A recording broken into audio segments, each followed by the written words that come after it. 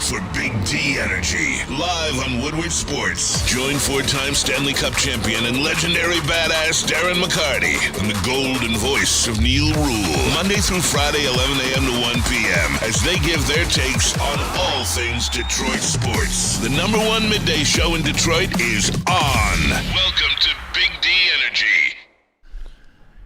Yo, yo, yo, it is Big D Energy. Big D. Whoa. Welcome to the show. My name is Stick, filling in for Neil Rule today. He is in Boise doing what they do in Boise. I don't know what that is. I know they play on the blue turf. Boise State does, so maybe he's out there hanging out on the blue turf. Who knows what Neil Rule does when he's on vacation? You just know he's saying in the Four Seasons, wherever it is. So shout out to Boise, shout out to Neil Rule. He will be back on Friday. My name is Stick. That is Darren McCarty sitting to my left. KG is back, ladies and gentlemen. We missed you too. There's lots of talk in the chat about how you were missed and your little quips and you hitting the sound bites and all that good stuff. So you know what? It's always good when your absence is noticed, sometimes more than your presence, right, D-Mac? Yeah, absolutely. So absolutely. We missed you, KG, but welcome back. We knew you would not miss top five Wednesdays, even though Neil's not here. Stick will replace him. We, Spenny, finally, to everybody out there, this is what the kids do when dad's away, right? No president here. What are we doing today, Spenny? We're doing top 5 TV shows. Of all time, because Neil wouldn't let us do it ever, and Uncle D-Mac, he'll let you do pretty much anything. That's it. That's probably what it is. So excited for that. Stick around second hour for that. All right. And Spenmo Rax, we didn't introduce you, but, Spenny's here. How you doing? How late did everybody stay up last night? Midnight? I was up till about 3:30, 4 o'clock. Yeah, we rode it out. We rode it out last night. Yeah. No, it's pretty decisive. Went to bed early. Yeah, went to bed early because things are pretty much wrapped up to whatever else. So the only thing I'll say is I feel safer. That's all. That's my whole thing. Safety is a big thing with me.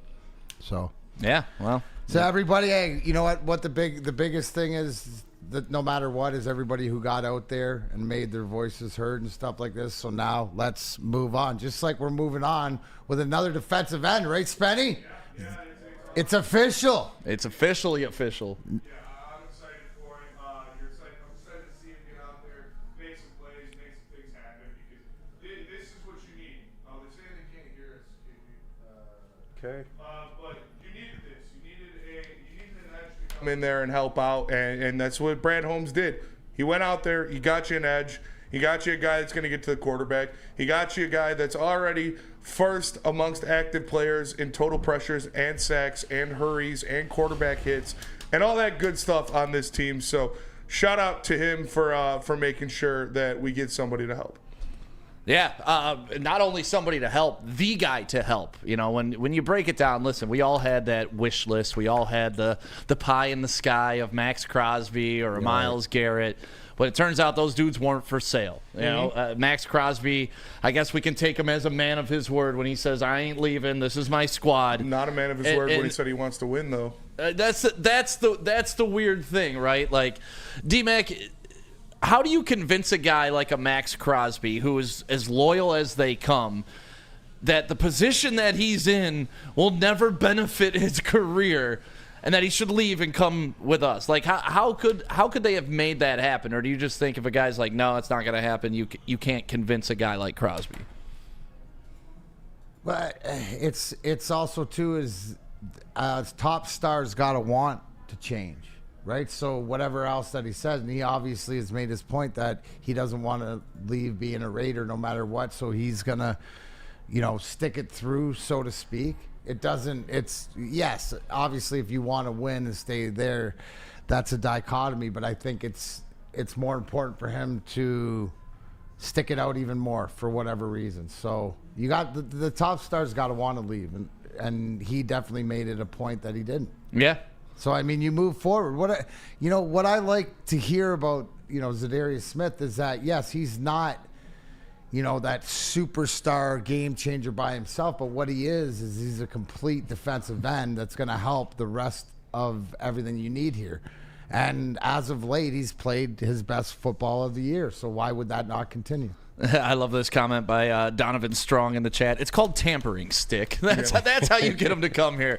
And, maybe they didn't do enough tampering, but Brad Holmes is an above-water guy, and he went and got the premier defensive end. I mean, even Jim Rome, one of my favorite sports guys, he was commenting, like the Lions won. He's still around? Yeah, he's still around. You don't hear him as much. They tried to silence the Rome army, but no, he's still around. And he was saying that the Lions, they won the trade deadline. They got the best player at the best position of need that they could get. That was the only defensive end of that caliber available, and they hit the market with a 5th and a 6th round pick, only paying $605,000, not million, $1,000. That's like nothing. And then you can pay him next year. Supposed to be an $11 million cap hit, but the Lions will only have to absorb $5 million of that if they want to keep him. And they got to easy out in case things don't go according to plan, which we all think they will, but just saying. They do have easy out there. Yeah, no, so, sorry. Overall, ecstatic about this young man coming to the Lions. No, absolutely, Spenny. Didn't Coach Campbell have some words to say about that also? Yeah, we do. We have Coach Campbell talking with Dan Miller. Zadarius Smith, what does he bring to the team? Yeah, look, man, it's good to get him here. He brings an element of toughness. Smart football player, can set an edge, can get an edge and rush, close the pocket down. He's just a really good complementary piece. I know there are audio issues, but the bottom line is Cole's notes on it is he's a complete defensive end that will allow you to get pressures. And with what we have already on this team, he will be an asset to him. So true professional is what he said at his position. And that's what you're finding with every player on the Detroit Lions, right? When you look at up and down this roster, talent level, you can debate with a lot of people, but professionalism is almost undebatable. Outside of J-Mo, and I'm not here to, do anything to J-Mo, but that's probably the only guy you could knock on this entire roster for not being quote-unquote professional. Yeah. Even though I don't agree with half the crap that gets thrown at that kid. Thank you. But either way, you look at Amon-Ra St. Brown, consummate professional, constantly working on his craft. Jared Goff, constantly working on his craft. Penei Sewell, constantly getting better, even though he is quite literally the best tackle in the NFL. So all these guys, so that mold fits. And what do we talk about all the time with this Dan Campbell team is culture. So it's awesome that Zadarius Smith not only is as talented as he is, but he's a guy that Brad Holmes and Dan Campbell feel that would fit with this locker room. Well, that's number one, I think, is that the fit has to be there first. Yep. And talent second, which is that's when you know that you've built something. So what does that say about you, right? We're arguably, when we look around the league from the top prognosticators, right, that have the Lions either at 1 or 2 with Kansas City, who I think we all agree by the eyeball test. No, but Lions are I was thinking about Kool-Aid's top 10 list this morning. Should be good to go with the video. okay, all right. By the eyeball test, right, the Detroit Lions are the best team in football. And when the best team in football is making the best trade deadline moves that are out there for them to not only solidify with the best player at the position that is needed, that's when you're cooking on all cylinders. Guys want to come here and stick. You did it at your price. Right. You didn't let anybody else dictate to you. You stuck to your game plan. So we're seeing Brad Holmes operate on every elite level that a GM does, and that is, one of the reasons. So, keep cooking. Just as well as the Lions are cooking on the field, he's cooking off. I love it. Yeah, right. How much do locker rooms pay attention to what other locker rooms added? I know, the professional line is, look, we're going to take care of business. We focus on ourselves. But when you're in the division and you notice that your division rival adds the best trade deadline acquisition, does it send shockwaves or does it just not matter? No. That aspect on the top of the league, right, where everybody's looking at the paper and reading the paper no matter what and going, oh, okay, they added that. That's going to be good. Let's dive deeper where it means more in this young man here in Zadarius Smith, who has played in Green Bay, who has played in Minnesota. Yep. So in Minnesota and Green Bay, go from the players to the coaches to whatever. Go, Detroit just picked up Z. Oh, shit. Right? Because they know what a consummate professional is. He is. So right now, Green Bay, the Green Bays and the Minnesotas, who we are battling for this North with, right, are the ones that know the most what they're gonna get, and that's why it hits even deeper in this division and this move specifically. KG, you weren't here yesterday, and No. I mean we all kind of discussed this at length yesterday. But what's your opinion about this acquisition? Are you jumping through the roof? Are you okay with it? Did you want more? Well, at first I wanted more, but overlooking this thing and seeing how they've performed with Aiden gone, I feel like this is enough to get them over the hump. And when you look at the compensation that they had to give up, you look at, the fact that Brad Holmes wouldn't even let him get a 4th-round pick. They were trying to extort him for a 4th-round pick. He didn't let that happen. You look at next year. Aiden finally has his bookend edge rusher for next year. I think next year we're going to see the benefits of this even more than this year. But as far as this year goes, you get him and Josh Pascal back. You got those guys on the interior still, DJ Reader, Aleem McNeil, Levi O. They should be able to make this work and get over the hump. It's still yet to be seen. But Brad Holmes was going to make a move. He was always going to make a move. And I'm just happy that, for once, our name are in the headlines and we went and got our player. Yeah, I was checking the Vegas odds before and after the Super Bowl odds for the trade-in. I mean, it helped the odds. Was it the plus like 120? It added to the line. Yep. What is going on out here? Civil Sirens War. going. There's an accident going on right here on Woodward. Right. It's already started. I knew this shit was going to come. D-Mac, they're coming for you. Sending you back to Canada. KG, the fear's coming true. The Yeah, South is man. rising. It happened so told quick, y'all, KG. bro. It happened so quick. I told y'all, man. Oh, man. Good times. Good times. I forgot what the hell I was even saying. What? We were talking about Zadarius Super Bowl Smith. odds. Huh? Super Bowl odds. Super Bowl odds, yeah. So Vegas sees this as an improvement in the Super Bowl odds for the Lions. They see that one move, adding this one guy, helps your odds to win the Super Bowl. So to me, when it happened, I didn't get the jump through the roof. Yeah, we did it. I wasn't over the top crazy happy that they made this trade. I was obviously happy they made the trade, but it didn't make me think that this team jumped up an incredible amount. I already thought they were at a 9.5. This puts them at a 9.7, maybe 10, right? But I already thought they had the tools to get where they need to go. It's just now they have a little bit more depth. Yep. Now they have a piece you got to scheme against, and I can't wait to see what it does for Aleem McNeil and DJ Reader on that line. They were the ones kind of taking the onus on them and making sure that they were getting the push up the middle because we couldn't get the edge rush. Now they can kind of have a little bit more fun down there, run some different stunts. So, they got a new toy to play with. Yeah, and I said this on the morning show, and I felt like 97-1 yesterday kind of hit this on the head perfect. What? You're not really, and I got to give credit What? where it's due, but you're not really replacing Aiden Hutchinson. You're more so replacing Marcus Davenport and what he brought to the table. And when you look at it from that aspect, then this is a good trade. Isn't this an improvement on Davenport too? Because availability. Yeah, when healthy, yeah. But Zadarius Smith is available, right? To the fact, and hopefully it continues to be. I think, Kenny, you brought up a great point that we're not looking to and we shouldn't, because we should be focused on the now. But again, this doesn't benefit. This isn't just a rental player for this year. This is a guy that can be effective for next year, like you said, where you got, the Lions' ends are Zadarius Smith and Aiden Hutchinson. Yep. How With good are Aleem you? McNeil and DJ Reader. That speaks to me the best defensive line in the league, arguably. Yeah, next year is going to be fun.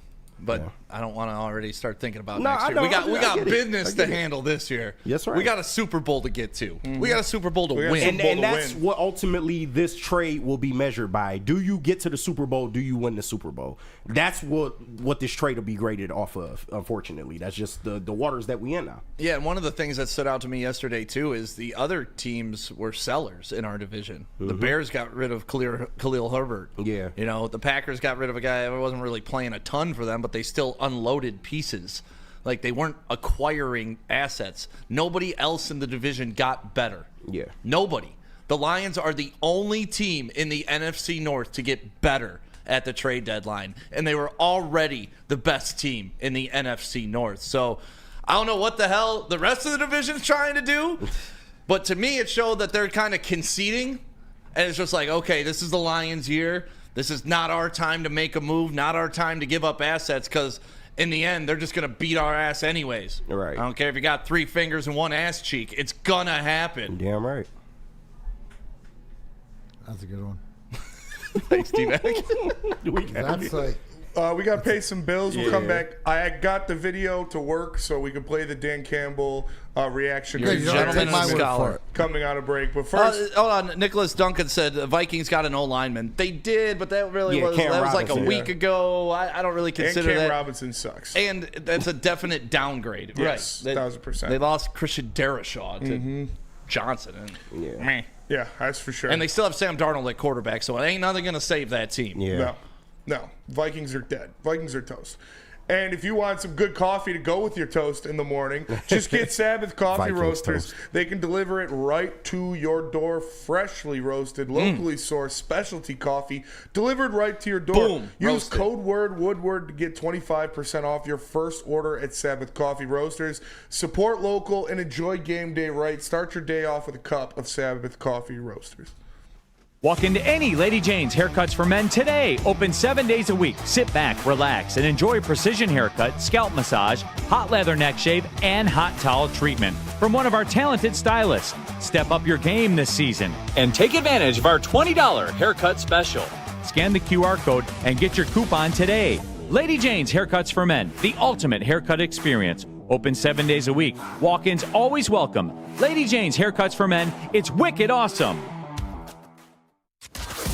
Can't get enough Lions coverage? Make sure you catch all Woodward sports shows every game day. Wake up with Woodward and Maine, giving you the latest insight into the Lions locker room and press conferences. Then join the Lions pregame show, highlighting key matchups, injuries, and what to watch for during the game. Follow all the ups and downs of the live game action with our Woodward Watch Party live on YouTube and WoodwardSports.com. After the game, check out the instant fan and host reactions with the Lions postgame show. Every game, it's wall-to-wall, kneecap-biting, high-fiving, chest-pumping Lions coverage. Hell yeah! Only at Detroit's #1 sports network, Woodward Sports. Woodward Sports, let's go. Hey, the holidays are coming up, and you want to make the people in your life that love sports feel good, or you want to get something for yourself, you can do that. Listen, you weren't happy with the election results? You wanted Campbell and Holmes to get more votes? Well, next time you got 4 years to make that push, because believe me, Campbell and Holmes are going to be in the same position that they're in right now 4 years from now, and you'll have your opportunity to put them on the write-in ballot. So get your stuff right now. Shop.woodwardsports.com. I seen you guys are Darius Smith. How do you feel about that? I mean, shoot, you play with him. You tell me. I'm excited. He's a dog. I ain't gonna lie. He's a dog. Like, I seen him like blow up. Like in Green Bay, we used to move him like inside too, and he used to blow up just anybody. Like just double team. I seen him in practice. We tried to double team him, like guard center maybe. He just blew the whole shit open. Just fucked the whole play up. I was like, what the fuck? Yeah. He has dope ass. He's a lit dude, good dude too. Like good teammate, great celebrations too after sacks. Like. Oh yeah, we're gonna bring the celebrations up too. Yeah. No, he's lit. He's a good player and he's lit. Like that's good. That's gonna be good for you guys. Like I like him a lot actually. Culture, right, D-Mac? That's a cult. I mean, even How cool. I'm just thinking of this, right? Like that. The cool part of technology and social media, the fact is that the in-between, right? What we get right now, these two brothers that are in the division against each other. But if you watch the St. Brown's podcast, what's it called? St. Brown Brothers podcast. Whatever it is, right? Like they literally let you into how they legitimately, there's no act to anything else. They dog each other, but they talk for real. That's how guys really talk about other players and stuff that have been in. What's he like? You played with him. Oh man, and you have this sort of respect to me without, right? Because what do we taught growing up, right? You can't let your defense down. You can't dude, yeah, he might work out, he might not. You're not going to let, even if it's your brother in front of the world, but you're going to say, oh man, he's going to be good for you guys. Oh, this guy's great sellies too. Like he's got to be a great guy in your locker room, which is pumping your tires. It's crazy, but I love it. I love it. That little. And in wrestling they call it the kayfabe, right? Behind the curtain, we're getting. Well, and it's a trusted source, right? If I can't trust my brother to tell me the truth, who can I trust? But look at the way they talk. Right. And if you watch any of these clips, even more so, it's not you understand when guys are talking. That's like the way that anybody else could. It's really relatable. I guess that's the point I'm saying to make it. So if you haven't caught it with the interviews that they have, but like you said, you get the real thing. I'm more excited about Zadarius Smith from hearing those comments by somebody that's played with him. Yeah, I like that they're adding a personality to the team because, say what you want, losing Hutch's presence of what he can do football-wise is one thing. Missing the Billie Jean dance and missing all the fun with the sacks on, it's going to be fun to have a guy that brings that type of energy to the squad. To your point, that's that locker room. And Hutch doesn't miss, he misses the sacks and being out there and grinding with the guys, but it's all the stuff in between that you miss as a teammate. With your guys. Well, let's be honest, right? That's part of the reason why you and Braylon are here at Woodward Sports. I mean, there's many other things you guys could be doing, but part of the reason, or at least I feel that it brings you guys here is we have a locker room mentality. Yeah, we have a team. We get to joke around with each other. We get to fuck with each other. We get to talk about things that friends talk about that in public sometimes wouldn't be okay conversation. Mm-hmm. KG and I were talking about politics between the show and just trying to understand each other a little more on those here's things. The one thing, and it's never it's a locker room thing. We know we're on the same team no matter what. Exactly. And it's for point of view, right? To your same line, it's don't tell me what, tell me who. And that's what Woodward over the years trying to build is guys who are invested in each other, right? What do I always say? It doesn't matter what team. It's you're successful when the guy beside you is more important. Now, in the business relationship, how does that? It means do you take care of your stuff so that he can take care of his? Do you put your teammates in the best position? That's what we try to do. So, and it's also too is when I don't understand something, I gotta be able to ask questions to not be dumb. And where do I go with trusted sources? And a lot of times, we use it for a lot of ways, but everybody comes from different places, so it's perspective and trusted perspective. Well, I'm glad we can at least provide you with that locker room feel too, D-Mac. It is. Because I didn't play. Obviously, I didn't play professional. I didn't make it past high school, but I still miss the locker room stuff in high school. You right? have softball championships. You know what it's like. No. But what I'm saying is that camaraderie to accomplish. We're on the same mission as we're building something to accomplish with everybody else in the city that we all love together. There's a commonality to what we want to get with the teams now. Finally, right? They're here. They're getting it. Damn right. It's been a long road. I remember Woodward Sports started in 2020, and every team was at its basement, the absolute basement. But it also was hey, if we can do okay now, just imagine when these teams are winning, and now we're seeing what the Lions doing what they do. But I love that they threw that in there about the celebrations. Like you said, that's more than just the statistics, right? It shows a little bit more about the character of the guy, what he's gonna bring, how he's gonna fit in. Because if Spenny's hey, my boy wants to come work with you, and you guys are gonna love him. He brings great energy. That adds more to he can just get the job done. I was more impressed with the fact that he was blowing up guys at practice. That's what I'm tripping over. Yes, man, we got an actual pass rusher in here, and not to discredit anybody else, but what they picked up on is a leader. That's something they were missing with Hutch not being in that locker room is that leadership, man. They got a professional to come in here. He's going to come in here, and he's going to be able to contribute. This is a guy that's had double-digit sacks 3 seasons, maybe 4 now with us. I feel like it's a good chance he can get to 10 sacks, man, but I'm really just relieved that they have that presence now, kind of filling that void that Aiden left, like you said, when he just wait till Aiden and him start vibing on the field together. It's gonna be great. And then when they meet at the quarterback and smash Sam Darnold into the ground together. I think a thing that's going kind of under the radar is when EQ in that said when they were in Green Bay together, they used Zadarius on the inside sometimes to get him in different things. Terrell Williams is one of the best defensive line coaches in the NFL. He's going to be able to move him around put him in situations where he's going to be the most beneficial for the defense. Unbelievable. That's what it's saying. It just stacks on stacks on stacks right here. Like as far as winning trade deadline, in the ether of the NFL, adding to your division, like you said earlier, if you count Minnesota making a move last week, for an offensive line guy, it doesn't move the needle for me. So, you bring that's the biggest thing too, Spenny. We can't forget. Look at the coaching staff we have here. Mm-hmm. And I know somebody's worried who said it in the chat about Ben Johnson going to Chicago. I don't think Ben Johnson's going anywhere right now. There's mission to be had, like the Super Bowl. So, well, Ben Johnson had some interesting comments about if he was a head coach. We could talk about that during the show. I know it's not on the prep, Spenny, so let's get to that during the show. But I want to acknowledge some of the people in the Woodward Sports chat. Key Ozzy, MCDC, and Brad Holmes only recruit dogs. What up, chat? Oh. And that's the truth, man. It's so crazy how they have a type. And by the way, if a professional athlete that has played with you calls you a dog, that means you're like a double dog. That means like you're a dog to that. It's even the extra stamp of approval of being a dog. Dimsdale double dog. Absolutely same thing. Michael Daniels said, "Let's go Lions." Mike O, softball teams are a blast. Actually, yeah, Space Dogs. Let's go Space Dogs. Let's see. Sound Kayak, I should have moved back to Michigan sooner. I'm assuming he's talking about the sports teams and how fun they're having. Shout out. Yep, shout out.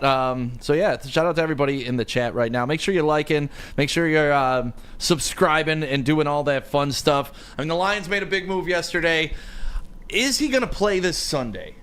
Yes. I mean, and if he is, how much of an impact is he going to have? Do you want to discuss that next, Benny? Yeah, we can talk. We can talk about that, and we can play the Dan Miller video because they. All right, let's do that next. But first, who we got to tell them about? We got to tell them about the pregame show. Ooh, the pregame show. Who's that? Me? That's you. Yeah. Hey, the pregame show. Well, make sure you're waking up Sunday morning. Obviously, you got Matthew Broder, you got Terry Foster, you got Woodward and Maine starting at 8 a.m. Going to be an extended version this week. They said they're going to take some phone calls. We're going to have a little bit more fun because our pregame show has moved this week. It's moved to Hayes Social this week. It's going to be live in Shelby Township from 6:30 to 8:30 p.m. because that is leading right up to kickoff because the Lions are on Sunday Night Football this week. Then you can stick around for the watch party, and then after that, stick around for the postgame show. We're going to be at Hayes till about 2 a.m. doing broadcasts, talking about the Lions going into Dallas or going into Houston and taking Beyonce's soul. So, yeah, come hang out at Hayes Social going on this Sunday. And what about Caesar Sportsbook? Caesar Sportsbook, listen, if you want to bet on stuff, bet on the Lions. I think the Lions have covered the spread, like 16 out of 18 of their last games, something like that, Spenny? Like that, yeah. Good teams win, great teams cover. The Lions are a great team. Go right now. Use code word Woodward1000, scan that QR code, and you will have $1,000 in safe bets. So go ahead and do that right now. Caesar Sportsbook. Feldman Chevrolet, Michigan's #1 Chevy dealer, is kicking off the game with the best prices on all cars, trucks, and SUVs, like this 2024 Silverado for just $296 a month, or this 2025 Equinox for as low as $371 a month. Our locations in Novi, Highland, New Hudson, Livonia, and Lansing means we have the perfect Chevy right in your backyard. Get the home team advantage every day at Feldman Chevrolet, Michigan's #1 Chevy dealer. Love Woodward Sports? Love wearing clothes? Then you should be wearing Woodward Sports clothes. Check out our full line of merch at woodwardsports.com. Just click on shop. We have all your favorite designs, like Dan Campbell kneecaps, Woodward golf, and of course, our own logoed out merchandise. Men, women, infants, kids all love Woodward Sports. Impress your friends. Impress your boss. Impress your dog. Buy Woodward Sports merch today.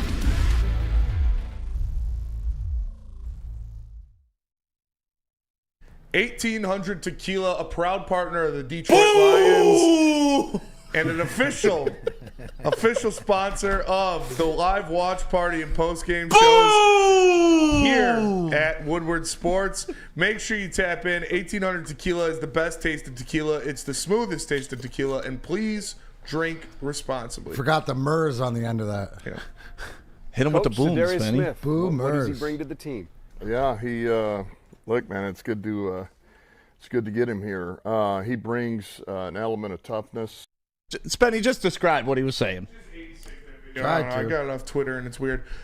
He's talking about Zadarius Smith and what he brings to this team. He brings toughness. He brings more grit. He's a versatile player. And then, like were you saying, can he play this week? Can he play Sunday against the Texans? For sure. Because Dan Miller writes on a little page, he said this is all he has to do, right? Just tell him this, and it says see quarterback, hit quarterback. And that's all we need out of him. Yeah, D-Mac, when you guys acquired new players when you were at the Red Wings, how fast did you expect them to get involved in the rotation, and how fast did you expect them to get on the ice? Right and then away. when they got on the ice, what were their expectations? No, it's right away. Right away. You know, in hockey, it's right away. Adjusting and maybe getting the system down, but you're going to put them in a position to be successful till they get it. So, for example, Brendan Shanahan gets traded opening night, right? We don't see him till he comes on and warm up, right? So that's the first time we meet him in the corner when we're doing warm up because he got there late.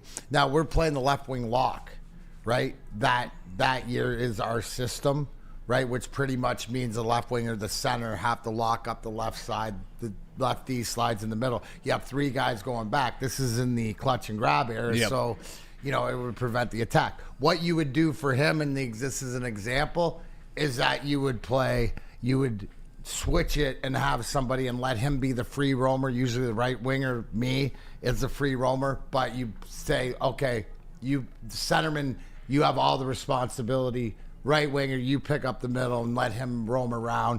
We'll get into practice once he gets it, learning like that. Other than that, it's just go out and play. It's a couple things because the most talented guys, if like certain plays or certain systems, I think it would be harder, for an offensive guy to get into the playbook than it would be a defensive guy in football, especially. Right. Right, like you said, see quarterback, hit quarterback, or something like that. So hockey, not so much because it's instinctual, but you always, no matter what sport it is, don't put your guy in a position to succeed.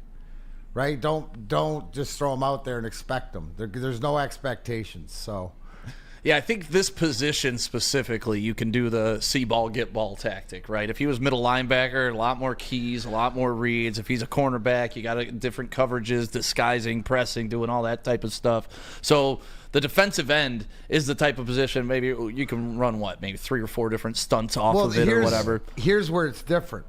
And you brought it up. Why would it be different? Right, to the fact of they're going to know what he's done. What did you say that Amon-Ra's brother said they do this 2 position?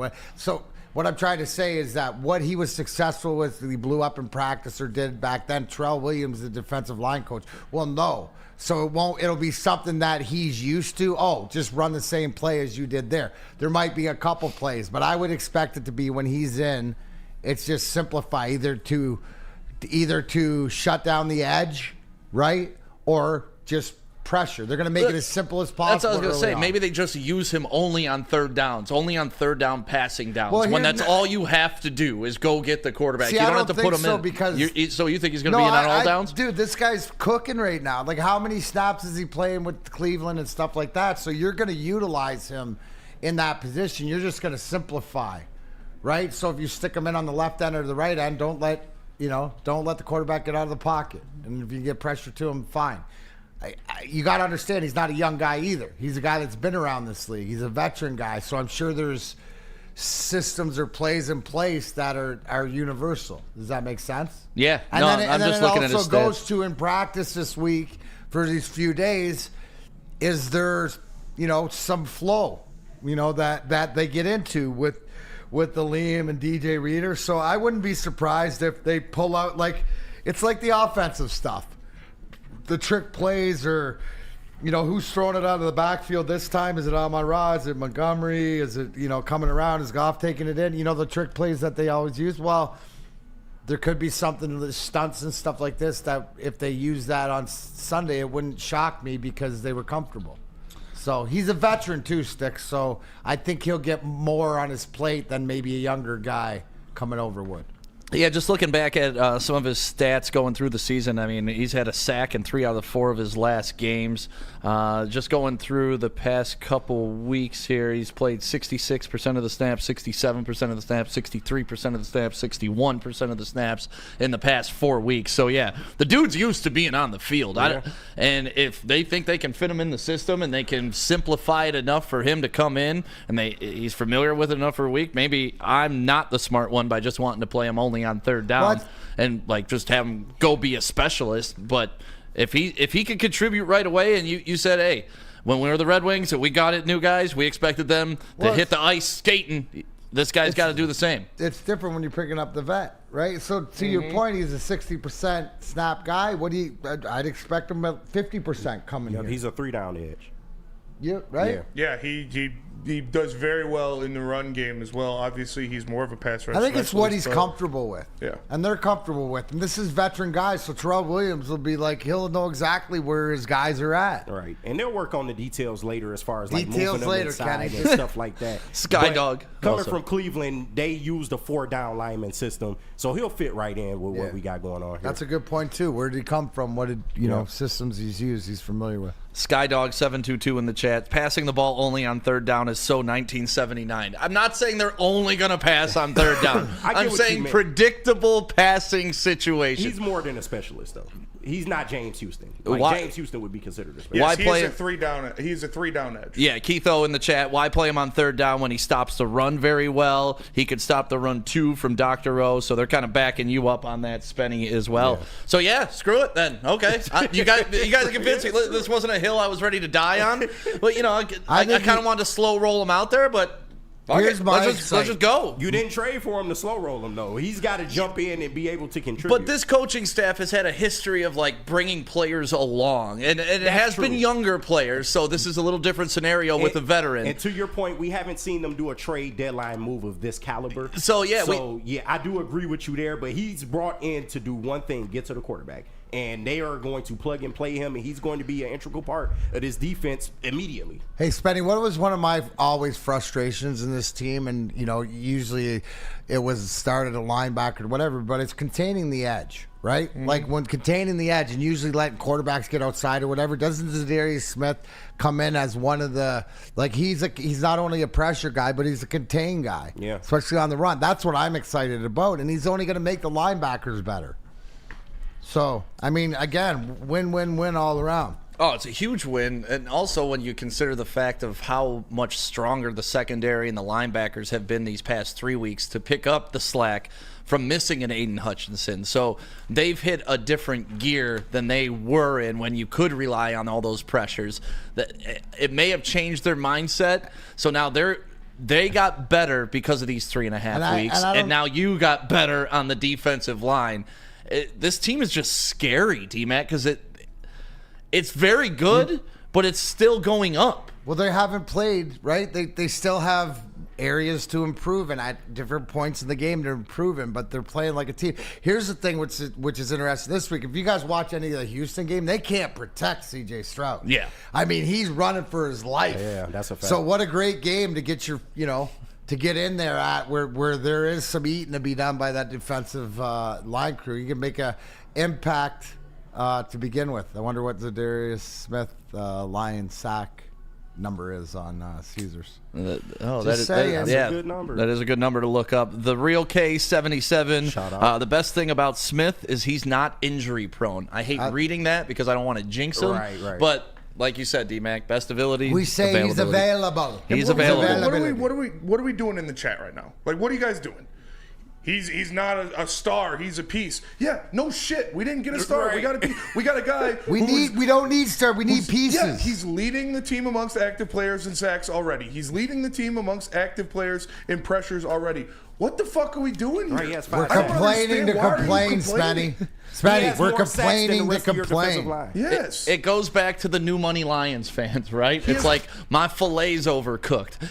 Bitch, you're eating filet now. Shut up. Yeah. Like, that's the difference. He was second on the Cleveland Browns in snap percentage of defensive linemen behind Myles Garrett. He is a good player who will play a lot for this team and is by far your best player at getting to the quarterback right now. And he was the best available. He was the peak of the guy you were going to bring in. That's it. So is he a world changer? No, I believe I said that earlier in the show. Like, I wasn't pumping my fist like this makes everything better, but it's nice to have a piece that you were missing. And Brad Holmes did exactly what Brad Holmes was supposed to do, and he even did it at a much more elite level than most people could because he waited the 3.5 weeks. He waited till the trade deadline. You heard the reports from Adam Schefter yesterday. This trade had been going on for weeks. Yeah. They wanted a 4th rounder for this guy. Brad Holmes kept leaving it on the table, ready to walk away. Leaving it on the table, ready to walk away. I'm sure he could have just agreed to the 4th rounder right off the rip weeks ago and gotten this taken care of. But no, that's not the right move for the Lions. That's not the right move for the future. Just because you want a guy doesn't mean you go overspend for him. And I think that's what a lot of people missed last year with the Chase Young BS. It doesn't matter if you can get him. It's the cost. It's what it will cost you in the future. It's the assets you have to give away. And the Lions, they gave away a 5th and a 6th. And they got a 7th back. And the Browns swallowed this guy's whole contract. This could not have gone better for the Lions. If you're a Lions fan and you're upset today, you are a spoiled-ass kid on Christmas. Goddamn That's all Moby I can Dick, describe it. Captain Ahab swallowed him whole. Like the girl, never mind.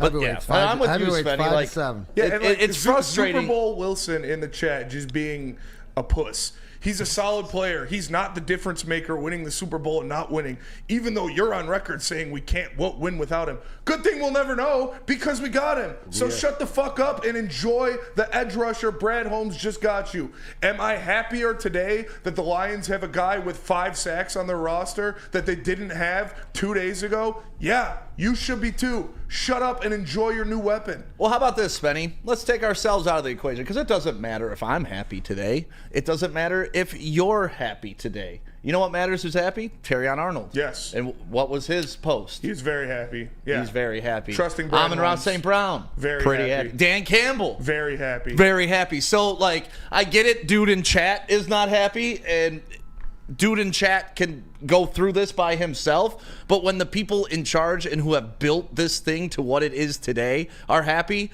it's just like draft night. I kick my feet up, and I'm like, they know more than me. Finally. Yep. We have management that knows more than me. I'm not the smarter guy in the room. Yeah, I can't believe there's literally people who saw the best team in football get better and are complaining. Like, what the fuck is wrong with you? You must be real fun at parties. Randall Schaub in the chat. #1 fan of Woodward Sports. I look forward to watching you guys every day. Thanks for the best talk in Detroit. We appreciate you and appreciate everybody in the chat. And you're allowed to be negative. That's okay. But we're also allowed to address that negativity, too. And I hope you don't get too upset with it. Because that's what this is. It's sports banter. Yeah, that's what it's all about, baby. It's just loser mentality. Tell us about Lady Jane's, D-Mac. Absolutely. Walk into any Lady Jane's Haircuts for Men. Open 7 days a week. Sit back, relax, enjoy. $20 haircut special. Scalp massage, hot lather, neck shave, and hot towel treatment from one of our talented stylists. Take advantage of the $20 haircut special. Just scan the QR code and get your coupon today. Lady Jane's Haircuts for Men open 7 days a week. Walk-ins are always welcome. Lady Jane's Haircuts for Men. It's wicked awesome. How do people feel about getting a Planet Fitness membership for $15 a month? How do they like working out in a clean and spacious gym that's filled with equipment for every workout? And how about free fitness training in the judgment-free zone that leaves them feeling energized all day long? Join Planet Fitness today with the free PF app, online or in club, and start getting that big fitness energy for $15 a month. Thank you to the Detroit Lions and Sheila Hamp for the best season in Lions history. Now it's time to let Brad Holmes cook. Woodward Sports.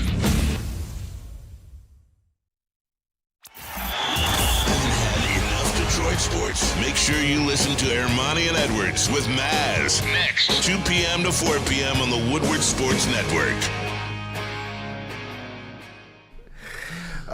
What can I tell you? Have you ever thought about volunteering but don't know where to start? Start with the Salvation Army's Red Kettle Campaign. Visit registertoring.com to sign up for shifts. You'll have the option to choose a 2-hour session at a physical Red Kettle site or participate in a virtual bell ringing shift to raise funds from the comfort of your own home. Virtual bell ringers can sign up and begin fundraising at any time. Traditional bell ringing begins on Friday, November 7th and runs through Christmas Eve, excluding Thanksgiving and Sundays. To sign up for volunteer shifts, visit registertoring.com.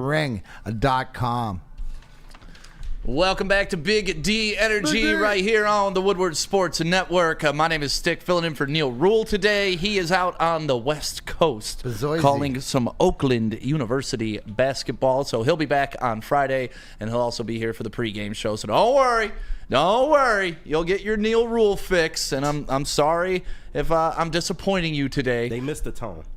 Yeah, I don't have quite the tone. I have the sarcasm and the tone. I think I have the snark. I don't think I have the tone. Snark is a snark. You You definitely got the snark. Yeah, heavy on the snark. Yeah. I bring the snark. That is D-Mac to my left, KG in the sound booth, Spenmo Racks. But I do want to take a tone from Neil because he says the chat programs the show.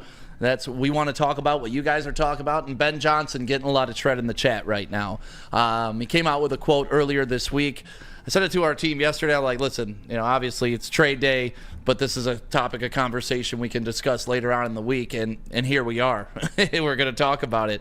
Ben Johnson was quoted as saying, if he was a head coach, he'd want to be a play-calling head coach. And then reports came out earlier this week that Chicago was seriously considering him, and they were in some talks at some point. Didn't really get far, but that was just kind of what was going on. A lot of Lions fans afraid of losing Ben Johnson for a lot of reasons. I mean, I know I joke around with Easy, but one of Easy's main arguments about Jared Goff is Ben Johnson's made Jared Goff. And I could see how you can interpret it that way. Ben Johnson is Ben Johnson's amazing. Jared Goff still got to go make the passes. It's the best part is they're like this, right? And you need this. You need both guys to be elite at their job for this thing to work. So this doesn't discredit either one of them, but I could see why some fans would be terrified to lose a Ben Johnson. I'm in the camp of Ben Johnson doesn't want to be a head coach. It's a lot of hassle to be a head coach. It's a lot of bullshit to be a head coach. You got to worry about coin tosses. You got to worry about You do? You got to worry about everything, right? Instead of just being a mad scientist and having fun in your little playbook and drawing up offensive plays, you got to worry about defense. You got to worry about clock management. You got to worry about player mentality. Like, there's so much more. And how many times have you seen a successful offensive coordinator try to make that leap and it doesn't work? I mean, we've seen it with Josh McDaniels, right? He was the guru for Bill Belichick. Didn't work. Cliff Kingsbury, hell of an offensive coordinator. You're seeing it right now in Washington. When he was a head coach, how'd that go for him? So not every offensive coordinator is made to be a head coach. And I don't know if Ben Johnson wants to be, because where could he go to have as much fun as he's having right now? No, here's the thing. I think the more and more, as the deeper and deeper we get into this, like we just did at the trade deadline, that Ben Johnson, Aaron Glenn, Dan Campbell, the rest of this coaching staff, Brad Holmes, this is a conversation where it could be reality after they win the big one.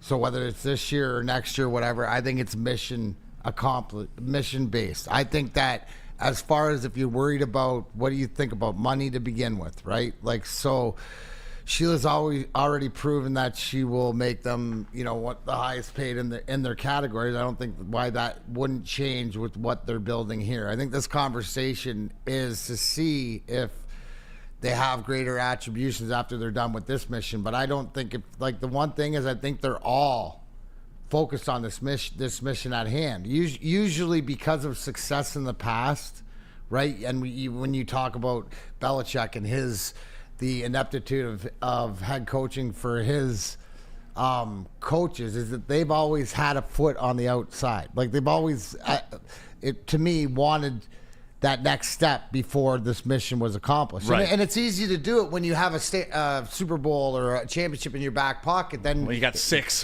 whatever you want to get, like it makes sense that way. I don't have that feeling. I have the feeling that this is the only mission that all these guys are on. When you're talking about the same page, I count that everybody. And yes, there are going to be suitors, and there are going to be, there's going to be money probably thrown big time at both these guys. But I have this feeling that it's not until this mission is accomplished. Now, if we win the Super Bowl, it's a whole different conversation because I don't know, because I think then they'll allow themselves to think ahead if they want more. But to your point, I think right now, because it's so hard. Look at how long it's taken to build this. Right. Like, why would you build this and that. leave? Like, why would you have all your toys the exact way you want it? Hey, I need a speed guy. All right, we'll go get you J-Mo. This is a conversation. Like, I would not be surprised at all, and I would probably, if you made me bet right now that until this mission is accomplished in the next, because we're in the window in the next 2-3 years of winning a Super Bowl, that none of them are even, that's not even a topic of conversation for them. Yeah, I totally agree with D-Mac. I feel he does want to be a head coach, but he won't do that, one, until he finds the right place for him, and two, until he accomplishes the mission here. Because, I mean, you said it, Stick, why would you want to leave this? It's just life in the NFL. Most people that are coordinators want to be head coaches. I mean, look at Eric Bieniemy. He had the best quarterback in football. He wanted to be a head coach, and he went chasing that. Now it hasn't worked out. But there's another example why it won't work out. I get that. But there are situations in which it does work out. And Ben Johnson has the type of offensive mind to where if he gets in the right situation, he can build a culture, and he can be a successful head coach. But as of right now, he loves what he does. He appreciates what the Lions coaching staff has done for him. Dan Campbell going on a limb and discovering him, letting him be a part of the play calling and eventually becoming an offensive coordinator in this league. Because he was here since the Patricia era. How did Matt Patricia and those guys not see what they had in Ben Johnson in the building? Dan Campbell did. He took a chance on him. I think he's appreciative of that. He's loyal, and he wants to see this thing through. And hopefully they do get it done, but eventually he's going to be a head coach in this league. Yeah, I'm not surprised Matt Patricia and Bob Quinn missed on talent evaluation. Well, I got to be honest with you. That does not surprise me. My point was he was in the building that long and was not discovered. My until question Dan to you Campbell guys, put yourself in either Dan Campbell or Ben Johnson's shoes, right? And if it is about money in that next step, do you not attract more money with a Super Bowl championship as a coordinator than you do just coming off of what you've sort of built? Yeah, but unfortunately, quote Diddy, more money, more problems, right? So, like, if you're going to be the head coach, and this is the way I like to describe it to people, like, would you rather be the sous chef at a 5-star dining restaurant or the head chef at a diner? Like, yeah, you're the head chef, but you're cooking with shit products. Your clientele's not the best, Or do you want to be the second in charge and just be able to be creative with your food and never have issues, come to work in a clean environment? Like, I don't know. And I'm not inside Ben Johnson's head, but my heart tells me after last year and how difficult he made it for teams to pursue him, that he's comfortable and he's having a lot of fun right now. If he goes and tries to rebuild an offense, you think he's going to be able to pull out all these fun trick plays right away? No, but that's what I mean. Situation also does matter. I think Ben Johnson has enough self-awareness to realize I don't want to just be in any situation. I mean, look at the Panthers. They were a team chasing him last year. Does he want to go to the Panthers situation with that owner? Absolutely not. The Cowboys job is probably going to be open at the end of the season. You think he wants to go fucking coach for Jerry Jones? Who would want to do that? Right. So I just think it's all situation dependent. Once he finds the right team, he will eventually go in that direction. But he's not about the money. He wants to be in the right place, and I respect that. Yeah, sometimes, what's that quote from The Office? Sometimes I wish they would have let us know when we were in the good old days, when they were actually happening. Like, this is the good old days of Ben Johnson's life. He doesn't want to walk away from this and then have to watch it from afar. Because the Lions aren't slowing down if Ben Johnson leaves. It will hurt some things. But it's not going to kill the franchise. No. It's not going to kill the momentum. It's not going to kill the contracts they already have in place. No. So this show is going to go on. And I think you'd want to be a part of it if you're Ben Johnson because you were the script writer. Now, on the flip side of this, I could see AG going to get a head coaching job. What's the difference between the two? AG said he wanted to be the best Lions defensive coordinator ever. He pretty much is. Which would require him to stay for a decent period of time. Yeah, I just see AG as a guy that would take that opportunity a little bit quicker. He's a little bit older, a little bit longer in the tooth. There are not going to be as many in front of him as there are right now. I agree with that. And what he's done with this secondary and this defense in a year, he's shown if you give AG pieces, he's going to give you a winner. Yeah. And I think he may get a deeper look at head coaching because he was getting looked at last year.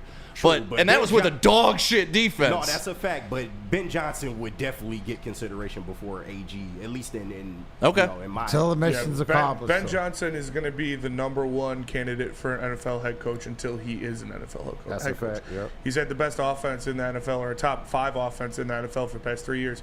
He has the best offense in the NFL right now. Historically good offense. So he also has the best quarterback in football. Yeah.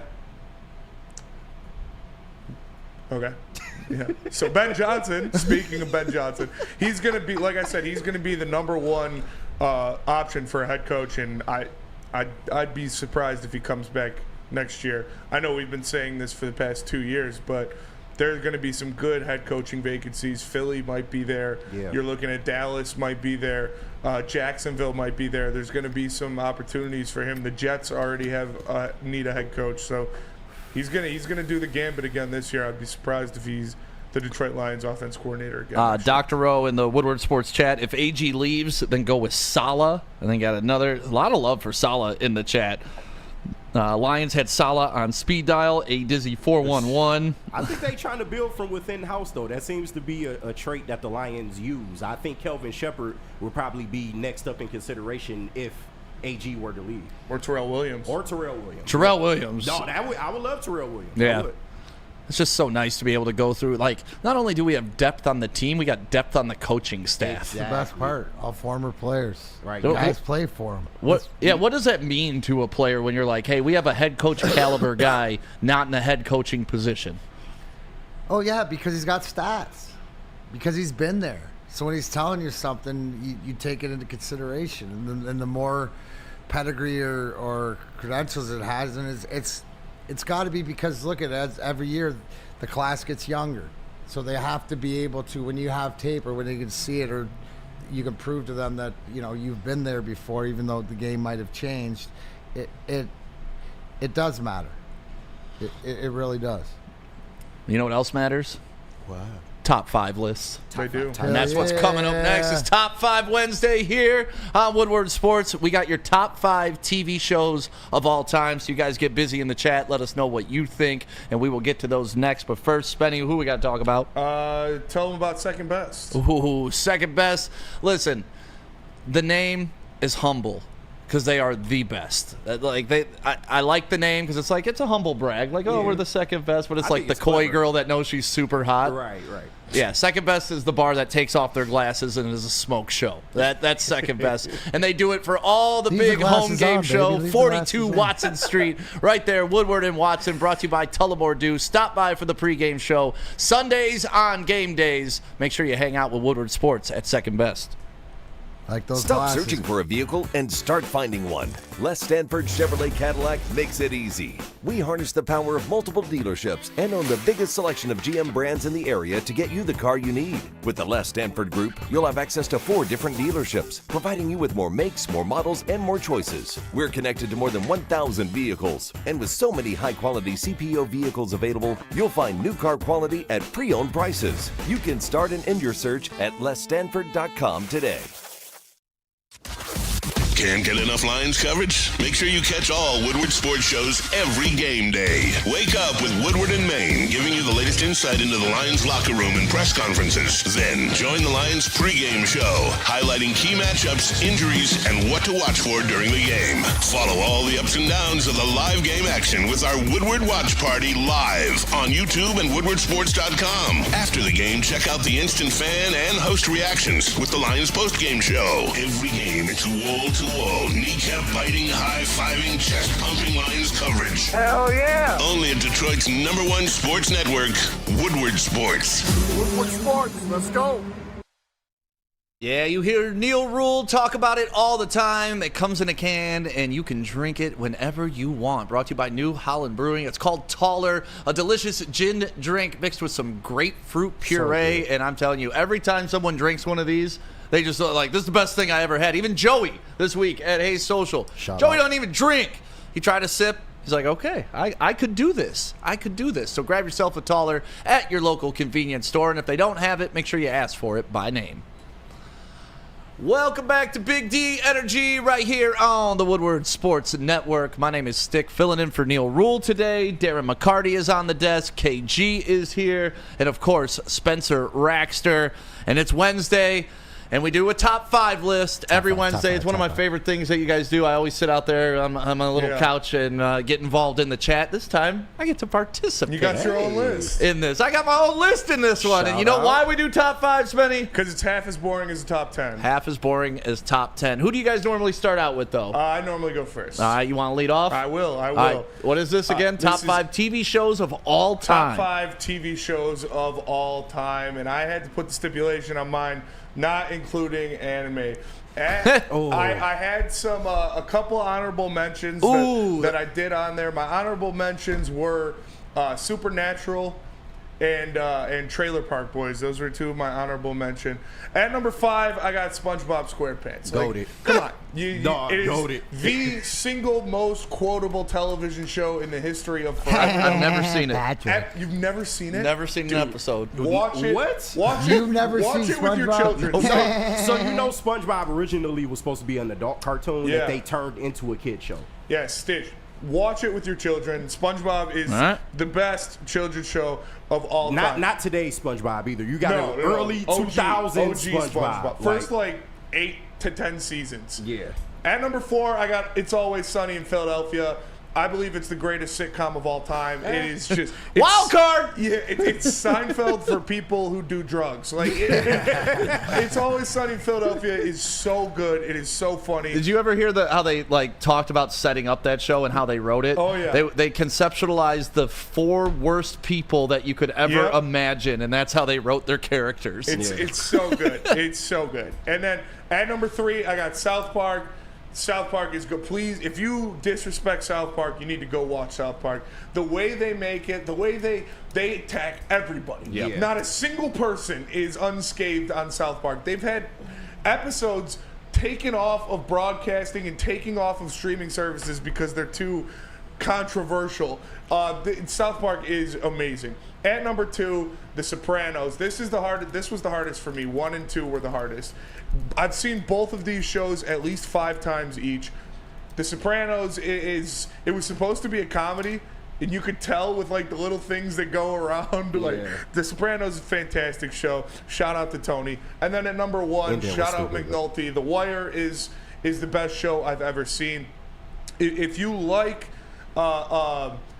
cop shows and stuff like that, or if you like Power or Snowfall, The Wire is a combination of both of those shows. Never seen an episode. You get all of the cop perspective and all crazy. of the drug dealer perspective. Omar is goated. Omar's goated. Stringer Bell is one of the best characters of all time. The Wire is a fantastic show. Rest in peace, Michael K. Williams. Yes, rest in peace, Michael K. Williams. All right, solid list. The chat seems to like it. South Park is amazing, says Danny G. Yes. Goated. Sunny is top tier for sure.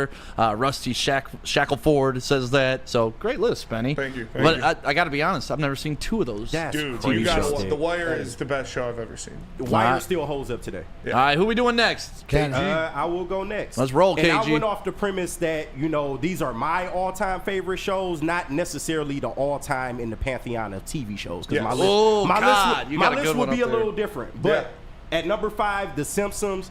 It's goated, man. It's been going on since I've been born, literally, and the show still goes on. They were supposed to get canceled a couple years ago. Somehow they're still on the air. And this was really my introduction into animation television. And I easily could have put South Park here. I easily could have put the Boondocks here, but it all started with The Simpsons. I could have put Family Guy there as well. It all started with The Simpsons for me, so that's at number 5. At number 4, Snowfall. This is one of my more recent favorites. It's a good show. I love the show. I love the character Franklin Saint. He is just absolutely like everything that you would want in a main character. I know the ending was kind of cheesy, but hey, it is what it is, man. They made it 5 or 6 seasons. Never seen it, man. It's a great show, though. You should watch it. And it's more recent. I'm going to have to watch a lot of these shows. Listen, The Wire is great, and it's a better show than this, but this is kind of more recent, and The Wire was a little bit past my era of television. Like, I had to watch it, like, in my adulthood to really understand it. But at number 3, Dragon Ball Z, the greatest anime ever made, period. What you mean? Come on now. This literally, like, this is my childhood, part of my adulthood. Goku, Vegeta, the whole deal. This was the best saga in Dragon Ball, period. You can't tell me no different. And at number 2, Martin, one of the best sitcoms, period. Yep. I can still turn it on today. They always air the episodes late at night on MTV2. If I'm going to sleep, I can just throw it on. I can still laugh. I used to bump on UPN 50. Oh, man. I couldn't imagine what Martin was like back then when it was fresh. Oh, my God. Yep. But you can still turn it on today. It's still hilarious. And at number 1, The Chappelle Show. It's just a thing of beauty. Yep. And it's a damn shame that we only got 2 seasons of this magnificent product. They only did 2 seasons of Chappelle Show? Yes, because they tried to bring him back for the 3rd, and that's when he took off to Africa. He said, fuck y'all, y'all 50 million, I'm going to Africa. He had enough of the Diddy parties. They tried to put him in the dress. Yeah, that's what he said. Why does every man have to put on a dress? But those 2 seasons still hold up today, bro. Yeah, did you ever see his Inside the Actors Studio? No. Dude, watch the Dave Chappelle Inside the Actors Studio. Like that. First of all, watch Inside the Actors Studio. That's one of the best interviews. James Lipton. Lipton's the man. But yeah, interview. but watch any of those. But watch the Chappelle one. It's a great insight into Dave Chappelle's brain. All right, D-Mac. All right, I'm up. Little boomer. Here we go. Number 5, Number 1, Family Guy. Again, one of the staples. Can't go by without. It's so good. It's like The Simpsons. Yeah, like I could have put. It's like South Park. It's like staples. Yeah. Of what it is. Sons of Anarchy. Great show. Dude, that's a good show. Fantastic show. Was unbelievable. Opie's death. That hurt man. a lot. What That a is sad. one of the That is toughest one of the most episodes to watch. intense like TV things. Now. Number 3, WWF, this is WWE technically TV programming. shows. You're right. Anything that they put from Raw That's to a fact. SmackDown, the NXTs at different times to whatever. I've been one of the wrestling fan, Kenny, and the thing is, pick it up, put it down, whatever. Don't like it, whatever. But always come back to it. Yeah. Couldn't be more excited. They're going to Netflix. Oh, and- it's gonna be live. I I can't mean, wait. it's the golden age for wrestling right now for sure.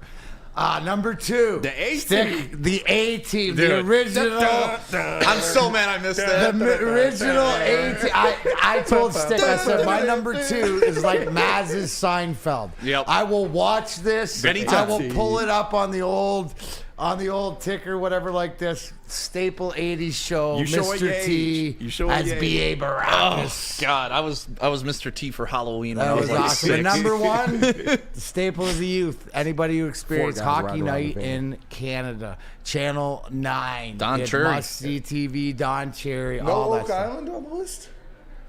Oak Island, you know what? No Letterkenny is what they're saying. And Kalamazoo wants Letterkenny. And if we're going to go like real life documentaries and stuff like that of life, it's like I didn't think it would be fair because then that would mean I didn't think it was real.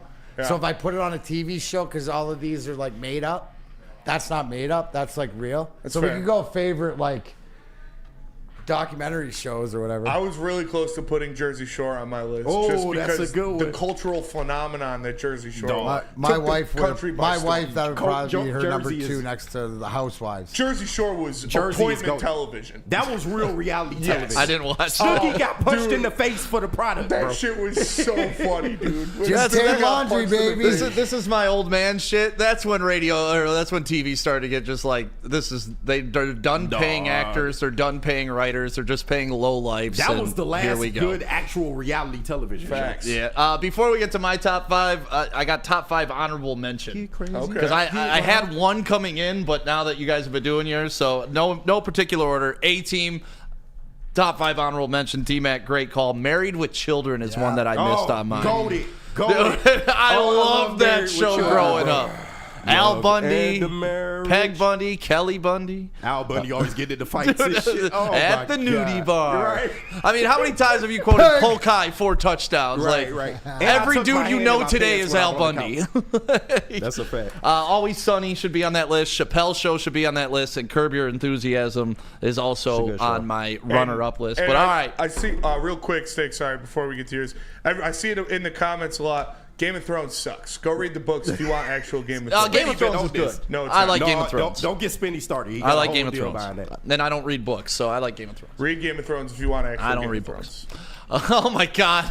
There it is. First of all, the picture from 1999 in the game You look show. at Roy McIlroy, bro. No, so like I don't know if you guys were alive during 1999, but the game hats were massive, and they all had like cocks on them and like spiders. So you see, I took the S off. It did say shockers, but I took I unstitched the S. Wow. And look how many layers I have on in that picture. Yeah, that's 90s for sure. That's a lot of layers. Yes, That's a lot of layers. Young M and over there. the puka shell necklace too. That's a hemp necklace. I'm sorry, Spencer. It's a hemp necklace. So yeah, that's when I was, I think, 17 years old. Here we go. My top 5. Number 5, PTI. I haven't missed it since it's come on. Yep. I record it every day. I go home and watch it. Tony and Mike are Tony my ever guys. missed a Canadian flag? Never Dave? missed a. Never Good night, missed- Canada. Like, I absolutely love that See show. you tomorrow, knuckleheads. Number 4, another show that I haven't missed since its inception. I think it's like 21 seasons deep. I love cooking shows. Wow. That's one weird fact. Fun Baking fact shows. about My boy was on Hell's Kitchen. Huh? Yeah, my boy was on Hell's Kitchen. Really? For real? Yeah. What's his name? Hassan. Hassan? Okay. That's awesome. Hell's Kitchen is better than Top Chef. I'm sorry. No. Yeah, what? No. Top Chef is the best cooking game show of all time. No, I don't know Period. about that. End of story. Number 3, the chat's been calling for it. I can't believe it didn't make any of your list. Breaking Bad. I never Never seen it. And a lot of these I'm judging by, did I watch the whole? It's like an album to me. Like, can I listen to it front to back? Can I watch season 1 all the way through the end? And that's what I've done with all of The these. Wire is better, I'm telling you. You'll love it. I'll let you know. Number 2, Entourage. It's a good You show. gotta love It's a good Entourage. show. Ari Gold, probably one of the best characters of all time. Turtle. Entourage. You talk about how Jersey Shore changed things.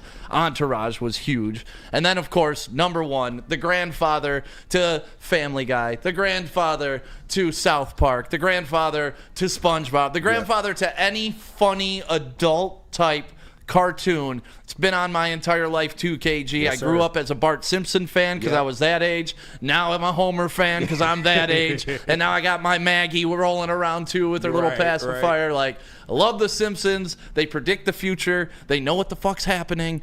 Gotta love The Simpsons. And Yeah. that's my 5 right there. Great list. You like that list? I'm not mad at that list at all. Yeah, and again, one more before we go to break. Don't want to get too, because KG's right. Literally my first day of work here at Woodward Sports, me and Justin Slanik sat in the back and talked about Game of Thrones for 6 hours. The best character in Game of Thrones isn't in Game of Thrones. He's not even in the show at all. I have a tattoo because of him. Victorian Greyjoy, by far the best character, not even in the show. Not the Greyjoy that got his dick cut off? No. It's his uncle, who's an actual pirate, sails around on the seas with a battle axe, wearing a full suit of plate armor. Savage. But I digress. He also has a molten hand that he was given from a red priest. I digress. See, I guess I don't know what I'm missing because I didn't read the books, Yes. but I don't love magic and wizards and all that stuff, but I found myself actually liking that show, and it's one I watched cover to cover. So I was going to put it's good. Vikings in there. I think it's a good But movie. Vikings Or a good fell book. off kind of after Ragnar died. Walking Dead's really good as well. It's too slow for me, though. There is, yeah. I just watched those. Like, I literally just finished Walking Dead a couple months ago. Yeah. So Those are fresh on the mind. Yeah, that was boring to me. Yeah, it's just too slow. Like Home for zombie Improvement shows. is getting some love. Christopher Goins saying Home Improvement in the chat. Wonder Years, Right. Aaron to the Stone in the chat. Wonder Years was a great show. Wendy was a part of all of our development. Burn Notice, that slipped on, man. Burn Notice was good. I used to like Burn I Notice. watched Burn Notice. I saw Justified in the chat. Justified's a good show for sure.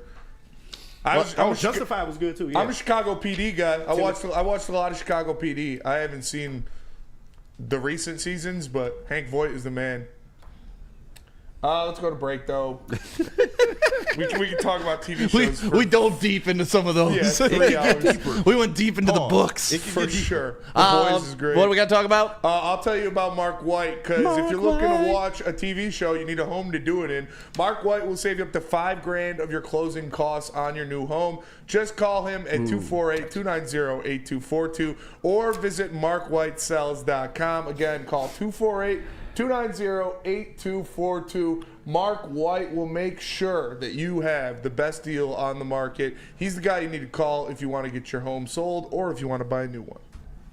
Walk into any Lady Jane's Haircuts for Men today. Open 7 days a week. Sit back, relax, and enjoy precision haircut, scalp massage, hot leather neck shave, and hot towel treatment from one of our talented stylists. Step up your game this season and take advantage of our $20 haircut special.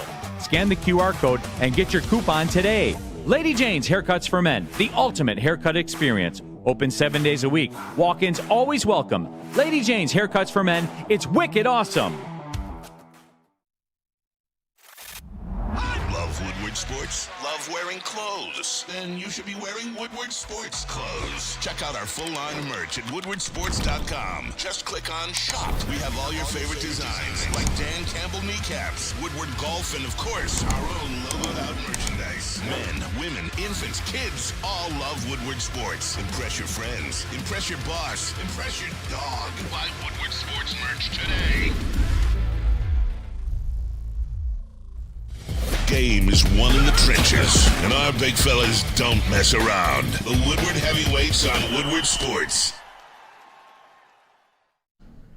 Feldman Chevrolet, Michigan's #1 Chevy dealer. We are out at the one in Novi this Monday for what should be a Victory Monday going on. So if you're in the area, come on out, stop by. The Wake Up Woodward show will be there, Big D Energy. So we're there pretty much all morning till 1 o'clock in the afternoon. Stop by, come see us at Feldman in Novi this Monday, and pick yourself up a Chevy while you're there. Welcome back to Big D Energy right here on the Woodward Sports Network. My name is Stick, filling in for Neil Rule today. He will be back on Friday, so he's out calling Oakland University basketball right now. But he will be here, and you will get all the snark, all the sarcasm, all the tone that you want on Friday leading on into the Lions game.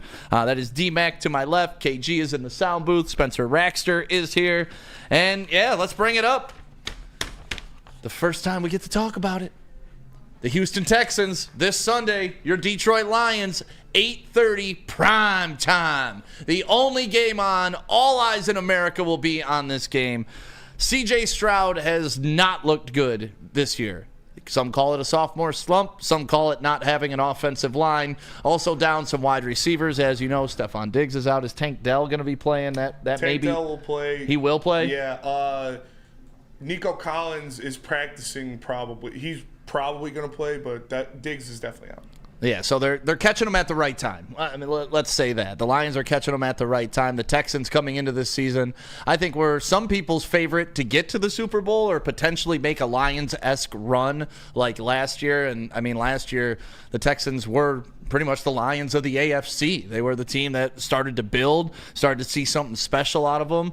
But as you know, D-Mac, last year's momentum doesn't always carry over into this year's momentum, and that's kind of what's happened with the Houston Texans. So going on into this Sunday, how are you feeling about the Lions? No, business as usual. Next step up. I think that this is a great opportunity. Like I said, not only adding Zadarius Smith, but this Houston Texans team can't protect C.J. Stroud. Yeah. Every play he's running for his life. So this is a great way to be able to. I think that we handle business. Now they've shown a propensity to earlier in the season that we thought, Spenny, you've always said for the past few years that they were the up-and-coming team and stuff like this. But to me, they've sort of hit a snag, right? And obviously, Nico Collins is a huge difference maker for them. So whether he plays or not, I'm not really worried about it. This is all in, will our team be prepared? They know what's in front of them.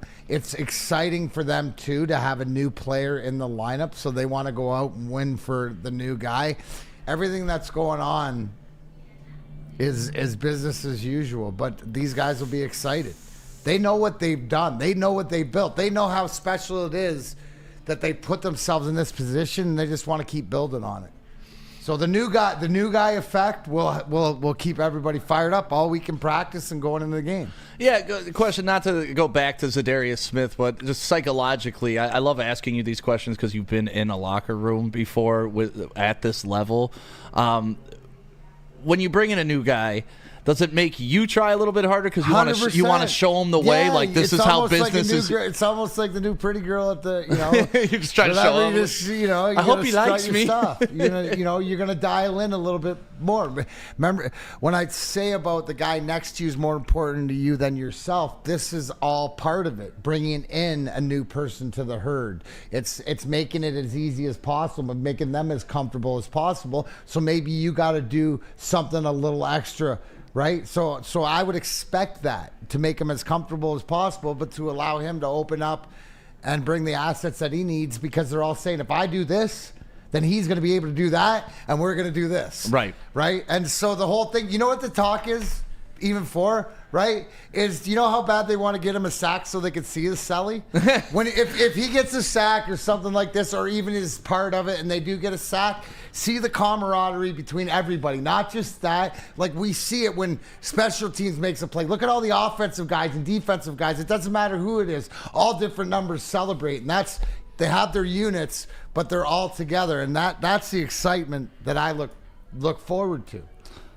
I love that, honestly, because I didn't even think about that aspect of, like, hey, we got a new guy in town. I got to show him how I play. No, I got to show him how the culture is here. I got to go that extra. You know what? I got to dig in a little bit extra. Like, there is that.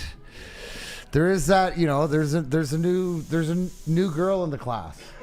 Right? I mean, think about it, right? When you're growing up in school and there's somebody moved in and it was a new girl or pretty, you know what I'm saying? Everybody acted, on their best, best behavior or whatever, their best attributes. So I expect and they're having fun.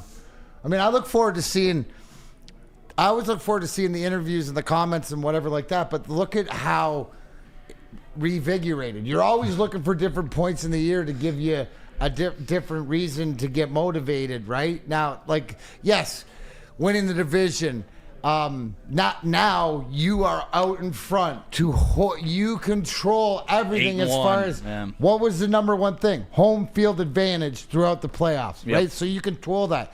This is another way to give you incentive to maybe dig down in when in the dog days of summer. We just come out a few weeks back from having our bye early in the season. So as the season gets out, because as a coach, you're trying to separate the season up. Stay focused on the game at hand, but also know what's happening so everybody can be available. So they're just operating like they expected to be, and what a first place team, what a team that is Super Bowl loading, that should be an expectation to be in the Super Bowl do. Well, listen, we all watched the Michael Jordan documentary, right? And he would always find some little things to motivate him. Each week, each game, it was, I took this personal. Even if you didn't have to take it personal. And I feel like the Lions and Dan Campbell and Brad Holmes do a good job of presenting that to their teams each week. Like, you heard the narrative, we weren't the outdoor team. We weren't the weather team. You don't think they pounded that in their head all week? Oh, yeah. This week, it's going to be, we got a new guy. You didn't think he pounded in the we can't win without Aiden Hutchinson. And it seems like Dan Campbell and Brad Holmes always find that extra chip to place on their shoulders so they don't lose that focus. And that's what I've been so impressed with this team, is they're an army of zombies. They just march forward. Nothing phases them. Nothing stops them. Nothing can get in their way. They're just going to do what they do. And if you're standing in the way, you're getting marched over. And I love that about this team. 100%. Me too. Me too. Every game, it's a different narrative. Yeah. It's a battle. It's like watching, the Alexander the Great. But that's part of being a great coach, the right? World. Or Mongolian dynasty. It's what's the next battle? Do you hear how hard the media is trying to create these narratives now too? It's like, oh, the Lions are 1-for-7 in their last 8 games against the Packers at Lambeau on an election year. Who the fuck cares, dude? We're 3-0 in Lambeau in our last 3 trips. Like they're smashing all of these, and now it's all they have. They never beat the Tennessee Titans before. That was true though. Oh darn! But we beat the Oilers. Yeah. Oh, we might as well give up. Here's what I love that I learned this past week, because the Lions obviously have won 3 years in a row in Green Bay. Yes. There's a kid that's going to high school in Green Bay that hasn't seen his team win against the Lions his entire high school career. Think about that. It's awesome. It's a good life for you kids up there. Yeah. Enjoy. Shit, That's what Bay. we all had to go through here for a very, very, very, very, very long time. It's true. Very long time. So, Spenny, how you feeling about going into Houston on this Sunday? I'm feeling good. I'm feeling really good. I know, gotta make sure Anson's not listening, but the Detroit, they can beat anybody. Like what? You said, they can beat any. If they play their game, if they play mistake-free football, if they play the way that they've been playing, they can beat anybody. And now you got a guy who's going to help you get to the quarterback. He's going to force some pressure. That's going to make the quarterback get rid of the ball sooner than he wanted to. You're going to see some more errant throws. Kirby Joseph and Brian Branch are going to get more opportunities to take the ball away. It's awesome, man. I'm on cloud 9 right now. The best team in the league got better, and we're going into Houston. I like Houston. I like C.J. Stroud, but Neil's right. There's something wrong with him this year. I don't know what it is. If it's the injuries, if it's the pressure. It's pressure. So I expect the Lions to win this game. Yeah, the shine is off them, aren't they? Yeah. Spenny? When you say the shine is off, Yeah. maybe to whatever else, and it just goes to show you how important that offensive line is. If you watch any of theirs, and what is C.J. Stroud doing that he's not being able to avoid it, but he's also putting the ball up in the air, right? And that's what we want. And he's being a little bit, I don't know. It seems like it's more of a hope and a prayer, their offense. It's forced. Forced. There it is. That's exactly what it is. It's forced. And, I mean, you've seen it with even the greatest of quarterbacks. What was Tom Brady's kryptonite? Pressure. Yeah.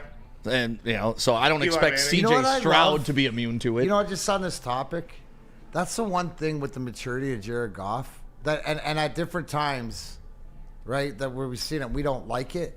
But God, is he taking care of the ball and taking some good sacks? Yeah. Sometimes the best play is no play. Just for example, Jordan Love's going to throw that ball away, whatever. Thank you. Jared Love's going to eat that and go, we're going to move on to the next play. Like, when you see that, and I don't like it sometimes, it's like, man, but it's like, oh, better than the alternative, because why? Because where would he rather? Which leads to the fact that I don't care who your best player is on your team. Your second best player is Jack Fox, because dude, this guy is so valuable, right? With field position, he's kicking 65-yarders in a torrential downpour. Yeah.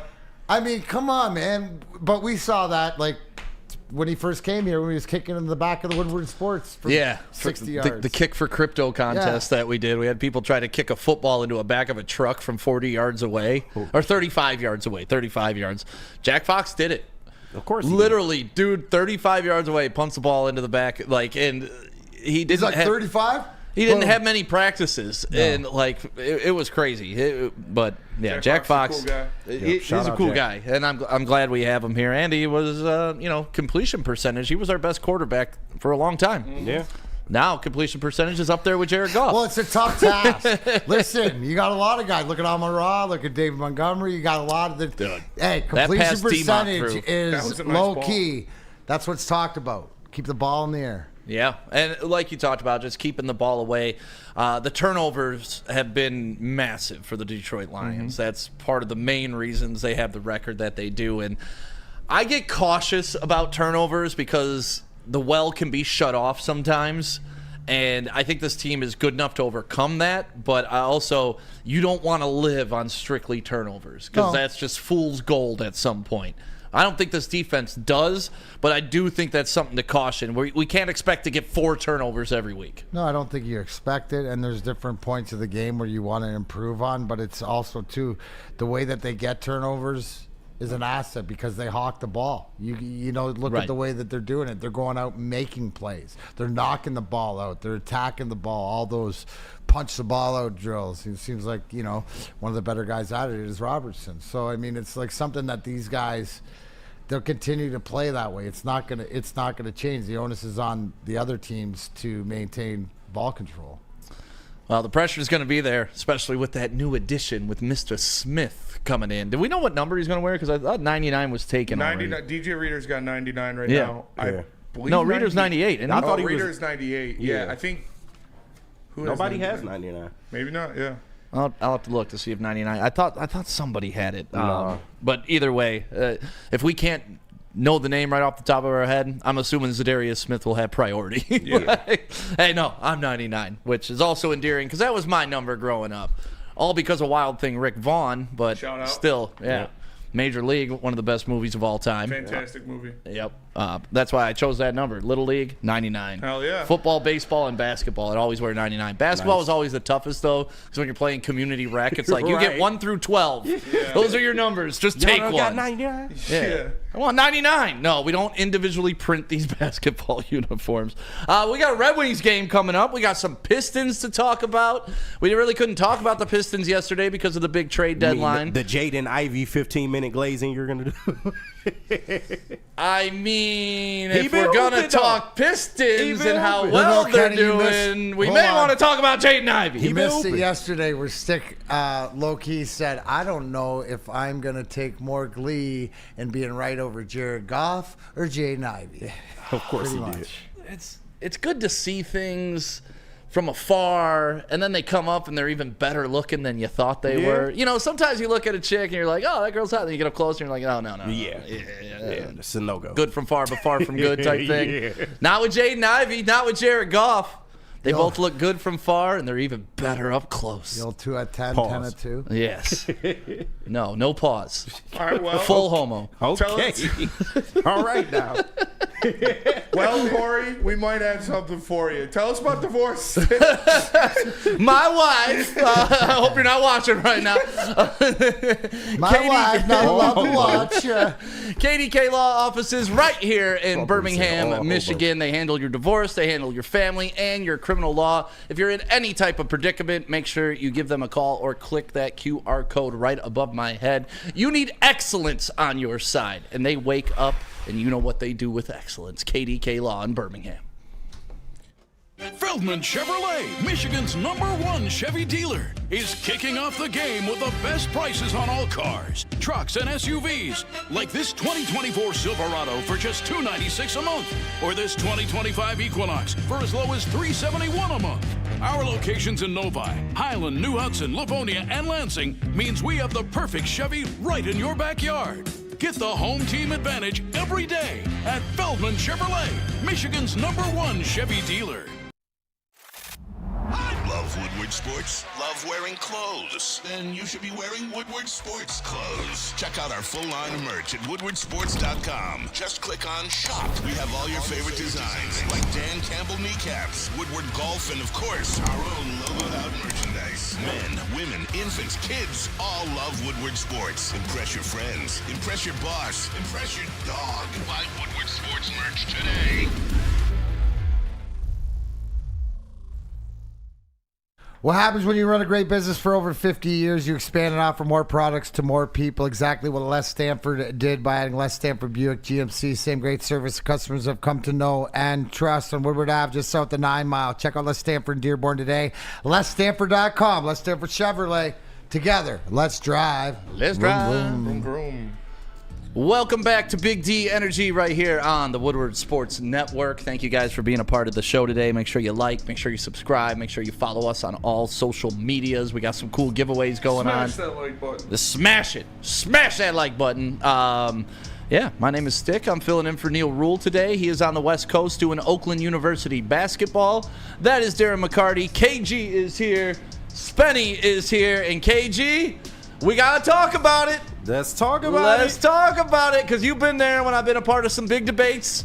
You've been on the other side of the fence on some of these debates. Some of them. And wait, is this another one of the Sam Flannels? Like, this is this Sam Flannel's JMO take to Sam Flannel's? Like, nah, it's not that no, bad. it's I value support Jaden Ivey. but- I value Jaden Ivey more than these guys did. Yeah. And last year I was saying Cade Cunningham is your bigger piece. And sometimes you need to move your bigger piece like they did with Grant Hill, like they did with Jerry Stackhouse, to build a team up. And these guys took it as I hated Cade Cunningham. And I was just like, no, just in the history of the Pistons, that's how it's been done to get them to where they need to go. But Jaden Ivey has turned out to be the guy I thought he was. Last game, 26 points, 10 of 16 field goals, 50% from the three-point line, 4 rebounds, 4 assists. The Pistons have won more games in November already to this point than they did all of November last year, and it's because that backcourt is clicking. And when I say backcourt, that includes Cade Cunningham, because he had a triple-double as well. Yes, sir. He's an It's assist been a team machine. effort. Got to clean up those turnovers, Cade Cunningham. But you can tell when it's fourth quarter, game on the line, they are now turning to Jaden Ivey to be their slasher, to be their scorer, to get to the free throw line and close the game. They've been fun to watch. Yeah. They're 3-5. And the biggest thing with Jaden Ivey has really just been his efficiency. Like, he's a career 41, 42% from the field. This year, he's putting in 46%. I know it's still early, but and he's shooting almost 40% from three. And that's something that we had not seen from him. So it's not the fact that we didn't necessarily believe in Jaden Ivey, but at the time, it didn't seem like they were going to be able to pull, you know, those attributes out of him, pause. And they so far have been able to do that. So shout out to JB Bickerstaff and the coaching staff for really putting this thing together. I mean, the defenses look better. Jalen during the last couple games defensively has looked better. Yes. And I just like what this team has looked like under JB Bickerstaff so far. It's the two things. Obviously, you know, the backcourt was fantastic. Jaden Ivey hit some big shots there in the fourth quarter. Cade Cunningham with the triple-double. Only 3 turnovers in this game for Cade Cunningham, which was huge. And he was playing great defense on LeBron down the stretch in the fourth quarter.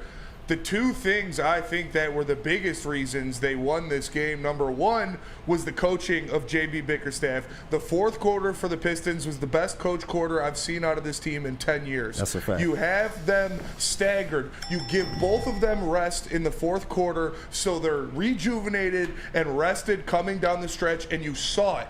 Cade Cunningham drawing in the defense, delivering passes on time and on target, not sloppy turnovers, but getting the ball. Jaden Ivey knocking down shots, hitting big shots in the fourth quarter. They both were taken out of the fourth quarter, and then you put them both back in down the stretch. They were rested, ready to go. JB Bickerstaff is the man for that. The second thing, your past 2 games, you've won 2 of them, and Jalen Duren has been a damn good player in both of them. He's been rebounding, he's been blocking shots, and he's been a monster on the block. You need him to be that if you're going to win games, and there's no surprise that, you know, they lost a couple close games to begin the year. Jalen Duren wasn't playing his best. His past 2 games, he's been lights out, and they've won both of them. You know, the one thing is, Spenny, that you mentioned, and you brought this up the other day when you're talking about it, and you're not talking out of school or saying best coach fourth quarter in the past 10 years to whatever. Yeah. So to me, right, which was always a conversation of what is JB Bickerstaff and his coaches going to do for Cade, for Ivy, whatever like this. To me, it just screams, let's watch the rotation. Let's watch how he's using these guys, and if they are fresh or putting these guys in the best possible position like they did when you got Cade shutting down, so to speak, LeBron James. Yeah. Right? These guys, and I think it's his confidence. This is the perfect part of the schedule going on the road. Is this not where Neil has said is that we sort of expect this effort in some of these wins? They're in Charlotte tonight. Should be a W. Yeah. But what I'm saying, but I'm looking to see, and that's what I will be watching, is the fourth quarter. What's the rotation, and are they fresh, and are they effective? Because that's things that we haven't seen, especially out of our youth. And it's not their fault, but Cade, so to speak, out of gas.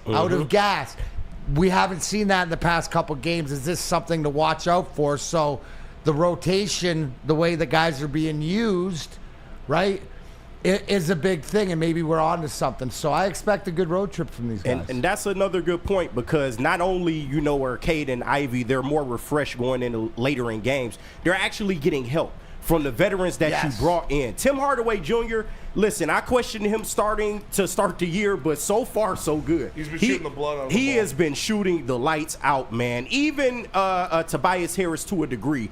When he's not hitting shots, he's doing other things. And that's one thing you can appreciate about his veteran leadership, is that late in games, he's going to give you something. If he's not hitting threes, he's doing other stuff on the court. Malik Beasley's been great shooting the three. Every veteran that they brought in has helped this team so far, and you love to see Except it. for Tobias. Without Boban, Tobias is useless. Tobias is not. We all knew He's it. not useless. Without y'all. Boban, he is. Tobias is playing good defense, which is wild. I did not Exactly. see that coming. He's rebounding, but he has been pitiful No, shooting he's the got ball. to hit three-pointers, Yes. and that's just the bottom line. But overall, he's been okay, especially when you're getting Tim Hardaway Jr. and Malik Beasley contributing. Well, anyways, to bring this back to Jaden Ivey. No, but it kind of tacks on to what we're talking about. Defense is effort, right, D-Mac? Defense isn't skill. It's effort. Like, you can make it in the NBA as an effort guy if you are just a shut. Look at Pat Beverly, right? Like, look at those types of guys that just give you 100% all out on defense. One of the places we're seeing Jaden Ivey is shooting percentage, but another thing I like out of Jaden Ivey is he's averaging at least 1 steal per game. That's a fact. So that's showing he's pressing the ball a little more. And when you're engaged on both sides of the court, it just means that the whole team is locked in. No, I mean, if you're going to be like me tonight, you're going to have 3 things on, right? You're going to have the Wings game on, you're going to have the Pistons game on, you're going to have NXT from ECW. Yep. I mean, it's just the way that it NXT is, right? 2300. So, but the fact is, and I said this from opening night, going to opening night, the eyeball test, the effort, right? The execution might not be there, but the effort is different. They play hard, right? All throughout it, and they're learning how to play with each other, and the more to stick. Because the more that Jaden Ivey steps up and becomes the man, we already know Cade is, but Cade can take that second. He doesn't need to be first fiddle. So if you got everybody focusing on Jaden Ivey, Cade's going to be Cade. Yes, sir. Right? Cade's going to be in the effective Cade Cunningham's what you got last game, spending him, what was it, 17, 11, and 11. Yep. Right? Well, that's the Dan Triple Campbell double, quote. Distribution, Only making 3 what is turnovers. What did Neil always say since when he watched him play at Oklahoma State or whatever, Yep. where he played? He made everybody around him better, and then when he needed to, he'll step up. That's what we're seeing here. So the other things, and one thing I wanted to add, yes, that's the way, but yes, the effectiveness of the big guys, the way that Beef Stew and Jaden Duran, Beef Stew's playing great right now. together. And to your point, if they're not executing in one way, like we said about Tobias Harris, guys are finding a way to be a positive input, and that's by the effort. The one guy that I would talk about and keep watching, because I'm always interested in the guy, Dennis Holland Jr., one of our draft. You know what I'm saying? Like Ron, finding a way to be, to effective, and that's what you're talking about. All these other guys coming in. But when this team starts going, is that when Jaden Ivey starts getting that national praise? I hate to pull a Neil rule, but Skydog722 in the chat. This is the shit. Yeah, like, come just on, drives you nuts, man. Clearly. You gotta love Woodward sports. The Pistons win a couple games and they're a championship contender. Did any of us say championship? Nobody Did did. any of us even say playoffs? Nobody did. Kool-Aid's been saying play in Pistons, but They just look better. Kool-Aid's They're fun happy, to man. watch. we can watch it because they're competitive and trying hard now instead of playing for a horrible coach who had no interest in being in Detroit, who had zero interest in developing talent, who couldn't see Jaden Ivey sitting on the bench and Killian Hayes starting as a problem. No one here is crowning the Pistons by any stretch of the imagination, but it is nice to turn on a game and not know if they're going to get their fucking teeth kicked in. And all you're saying is that's all. If you like effort, turn it on because you're going to see effort. And that's what endears Detroit fans to Detroit sports. Before the going to work Pistons, you had your John Barrys diving all over the floor. You had your junkyard dogs. It was all about effort. Were they a good basketball team? Hell no. But were they fun to watch and something I could go to and be like, hey, at least I know they're going to give some effort and they could steal it tonight. Last year, you couldn't even watch this fucking team. It puts it in perspective, like what Kool-Aid brought up on the morning show. They didn't get their third win last year until December 30th.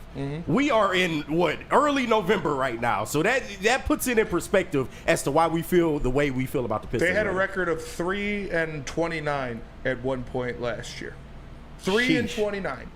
So yeah, sorry, they're fun to watch, Skydog. Like, if you want to be miserable your whole life, keep doing that. Yes, but they did not reach watching the Pistons have fun. Yes, and Skydog. A guy that I think Stick mentioned, guys that are going to endear themselves to the city, the way they play. Not Skydog. Not Skydog. Ron Holland is going to be beloved by the Pistons fan base. He has to shoot the ball better because that's been absolutely pitiful.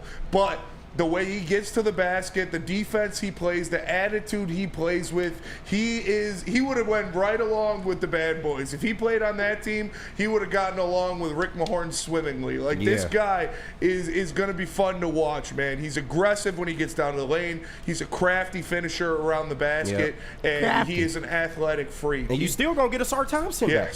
That's even more defense. Listen, the Pistons have won more games this year than they did over a month into last season. Thank you. They're dead even with where they were 30 days from now. Yes. So, like, we could talk about the fact that we're even talking about the Pistons. We stopped talking about them nobody cares. Nobody wants to hear about it. You'd see the numbers go down. This year, there's interest. And like I said, when you have, I see Weezy D313 said, Asar and Ron playing together are going to make me faint. When you look at what I said this earlier in the year, Cade Cunningham, Asar Thompson, and Ron Holland could be one of the best wing defensive trios in the NBA. That's a def unit on You defense. could put that up there with the Knicks trio of Anunoby, Bridges, and Josh Hart. Like, that is going to be one of the better saying they're going to the championship and they're going to win everything, Spenny? I'm not. They're a young team, and they might not even be able to play together, because if Ron Holland and Asar Thompson, if one of them aren't hitting threes, I don't know if you can have them both out there at the same time. But they're going to be dogs defensively, and JB Bickerstaff is the defensive head coach. All right, well, they're playing tonight. Should get another W. Hopefully they get another W and keep this momentum going so we can continue to talk about them. Yeah, baby steps. That's all we want this year, some baby steps. Listen, people laughed me out of the room when I said they could get 40 wins. Yes. I put money on 35 plus. Yeah, I said 35. Plus or minus 5 is good with me. 35 is in the 40 range. Yeah.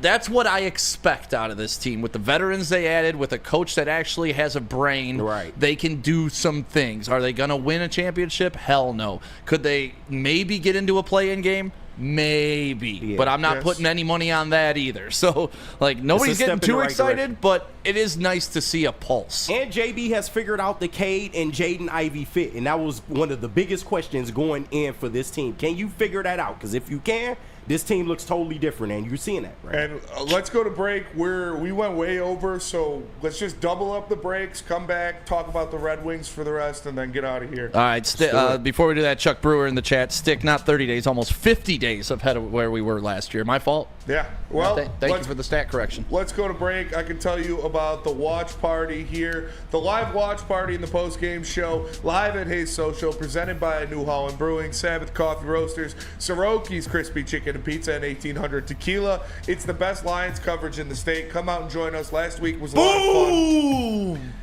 Easy was bringing the boom. The 1800 girls were there. It's Sunday night football this week, so come out and join us. It's going to be a party. And let me tell you, about Soroki's crispy chicken and pizza. They got 7 different flavors. Signature wings, delicious, delicious, delicious. My favorite is the spicy garlic, but you can try them all and choose your favorite for yourself. To find a Soroki's near you, go to Sorokis.com. How do people feel about getting a Planet Fitness membership for $15 a month? How do they like working out in a clean and spacious gym that's filled with equipment for every workout?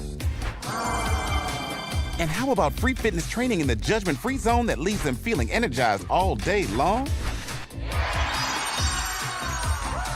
Join Planet Fitness today with the free PF app online or in club and start getting that big fitness energy for $15 a month. Stop searching for a vehicle and start finding one. Les Stanford Chevrolet Cadillac makes it easy. We harness the power of multiple dealerships and own the biggest selection of GM brands in the area to get you the car you need. With the Les Stanford Group, you'll have access to 4 different dealerships, providing you with more makes, more models, and more choices. We're connected to more than 1,000 vehicles. And with so many high-quality CPO vehicles available, you'll find new car quality at pre-owned prices. You can start and end your search at lesstanford.com today. Love Woodward Sports? Love wearing clothes? Then you should be wearing Woodward Sports clothes. Check out our full line of merch at woodwardsports.com. Just click on shop. We have all your favorite designs, like Dan Campbell kneecaps, Woodward golf, and of course, our own logoed out merchandise. Men, women, infants, kids all love Woodward Sports. Impress your friends. Impress your boss. Impress your dog. Buy Woodward Sports merch today.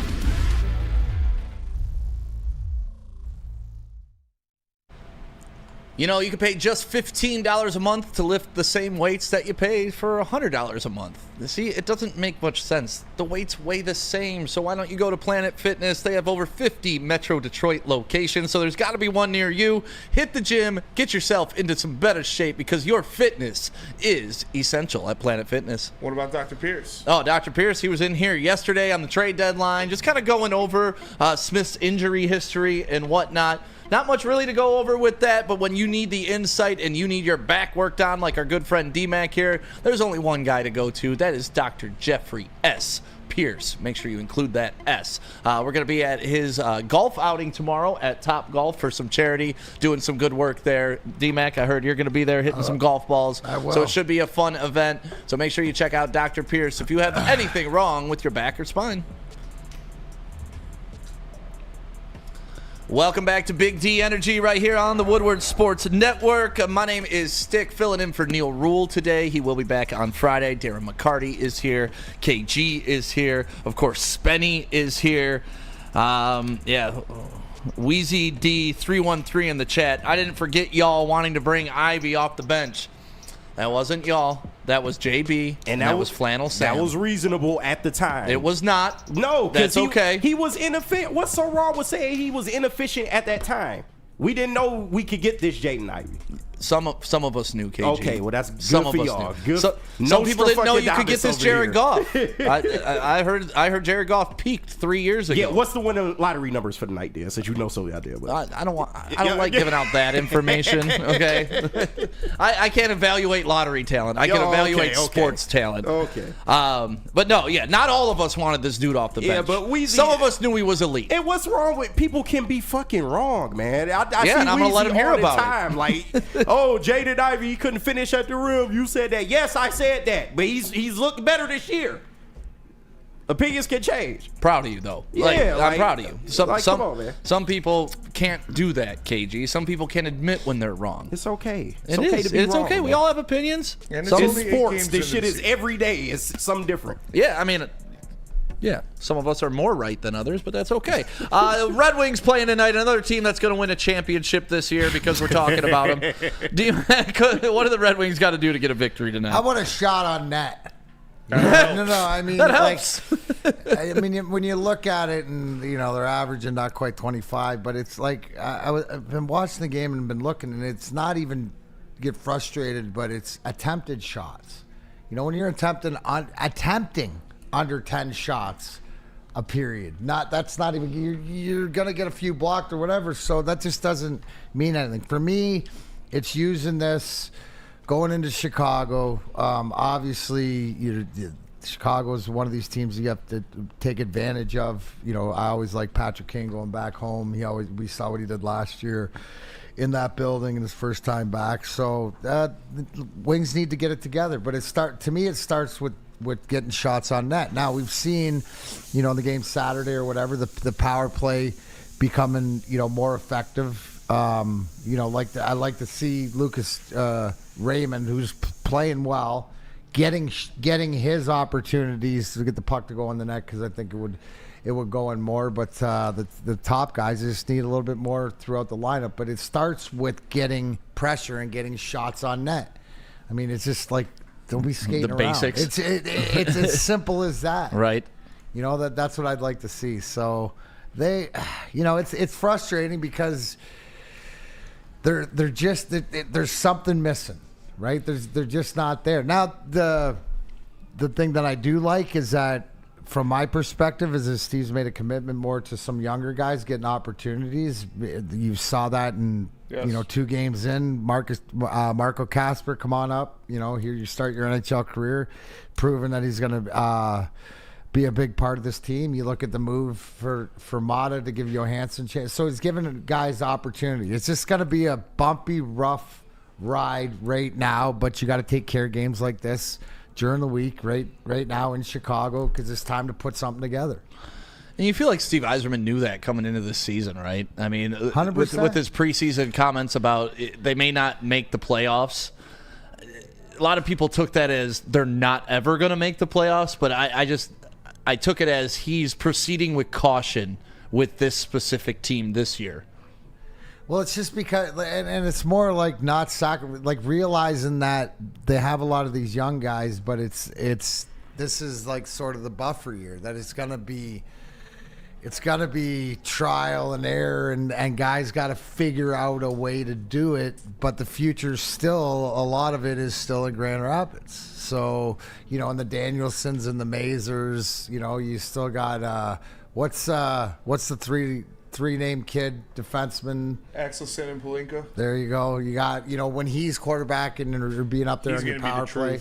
He's a smaller guy, but no, but it's the NHL. Yeah, it's this NHL. So I mean, you got to look at the long game. Now, the frustrating thing, and people should be frustrated, is they haven't played a 60-minute game, and they don't have that energy that they had at the end of the year when they were like in playoff mode. Mm-hmm. So, but doesn't mean they can't find it. And from my experience, it's a lot easier to try to find it on the road. Now, they played a good game. I was there the other night. They played the game they needed to win, but it's just not there yet. So I'd like to start, and so you asked me the question. Let's just start with pounding shots on net. Yes. And I would I'd put a hefty sum on a Patrick Kane anytime goal.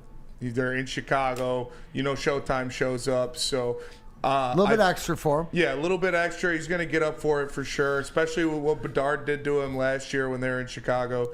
So expect Showtime to go out there and make some plays in this game. But I agree with D-Mac. You could say what you want about the defense. We knew what the defense was coming into this year, but the offense has been a letdown.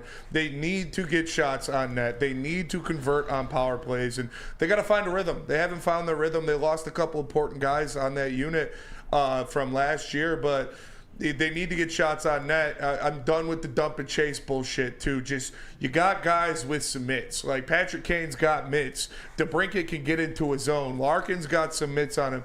Let those guys get into the offensive zone and set up the team before just dumping it and probably turning it over. Because you don't have the physicality in your front line with your top six to go in there and dig the puck out of a corner. Like your bottom lines do when you got guys like Rasmussen and Watson and Valeno going in there. Your one line's allowed to do it. Yeah, your top six, you shouldn't dump and chase with those guys. They're finesse guys. Let them get in the zone and set up their own offense.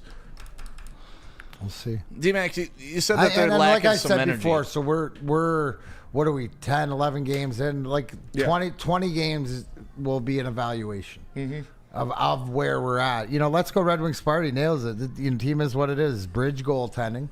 Right, we're still waiting to see whether Augustine or Costa is that's gonna be your future. Yeah. And bottom 4D still. Those bottom 4D probably won't be here.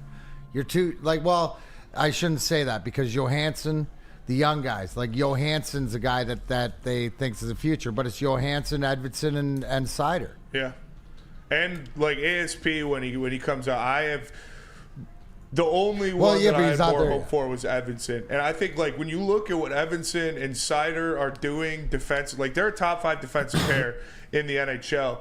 And if you bring in ASP to put next to one of those fucking trees out there, they'll complement each other so well. So we'll see. He's not going to come up this year. I don't expect him because he's still a little raw. But that combination will be very nice. If you could have those 3 defensemen going forward with ASP, Sider, and Edvinsson, and then you got Johansson, you got Wallander you could throw in there for a little bit.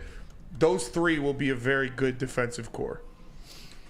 Well, They need something, like you said, D-Mac. They're missing something.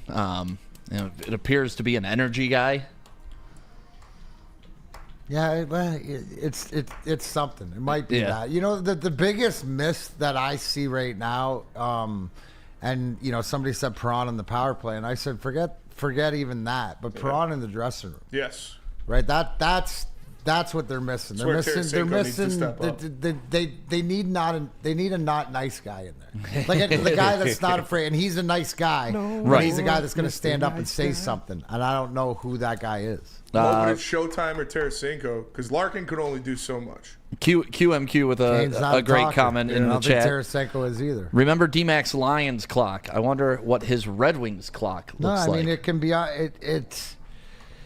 You know, it's different because, like, and to be honest, is that I had more confidence in the playoffs last year than maybe I do this year with everything. But the rate it's the same thing. Mm-hmm. You're battling from 5 to 10 to 12 to try to get in that top 8. You're battling with the same teams, so. They should have been in the damn playoffs last year if it wasn't for that stupid-ass scoring system. They got to be better, more consistent. The fact that you had more wins than teams that got in the playoffs is just absolutely astounding to me. I hate that tie rule, but it's the rules everybody plays with, so do with what you want. Thanks for being a part of the show today. Big D Energy right here on the Woodward Sports Network. My name is Stick. That is D-Mac, KG, Spencer. Up next, we got Ermanni and Edwards with Maz. Make sure you stick around for some more sports talk all day long right here on Woodward Sports.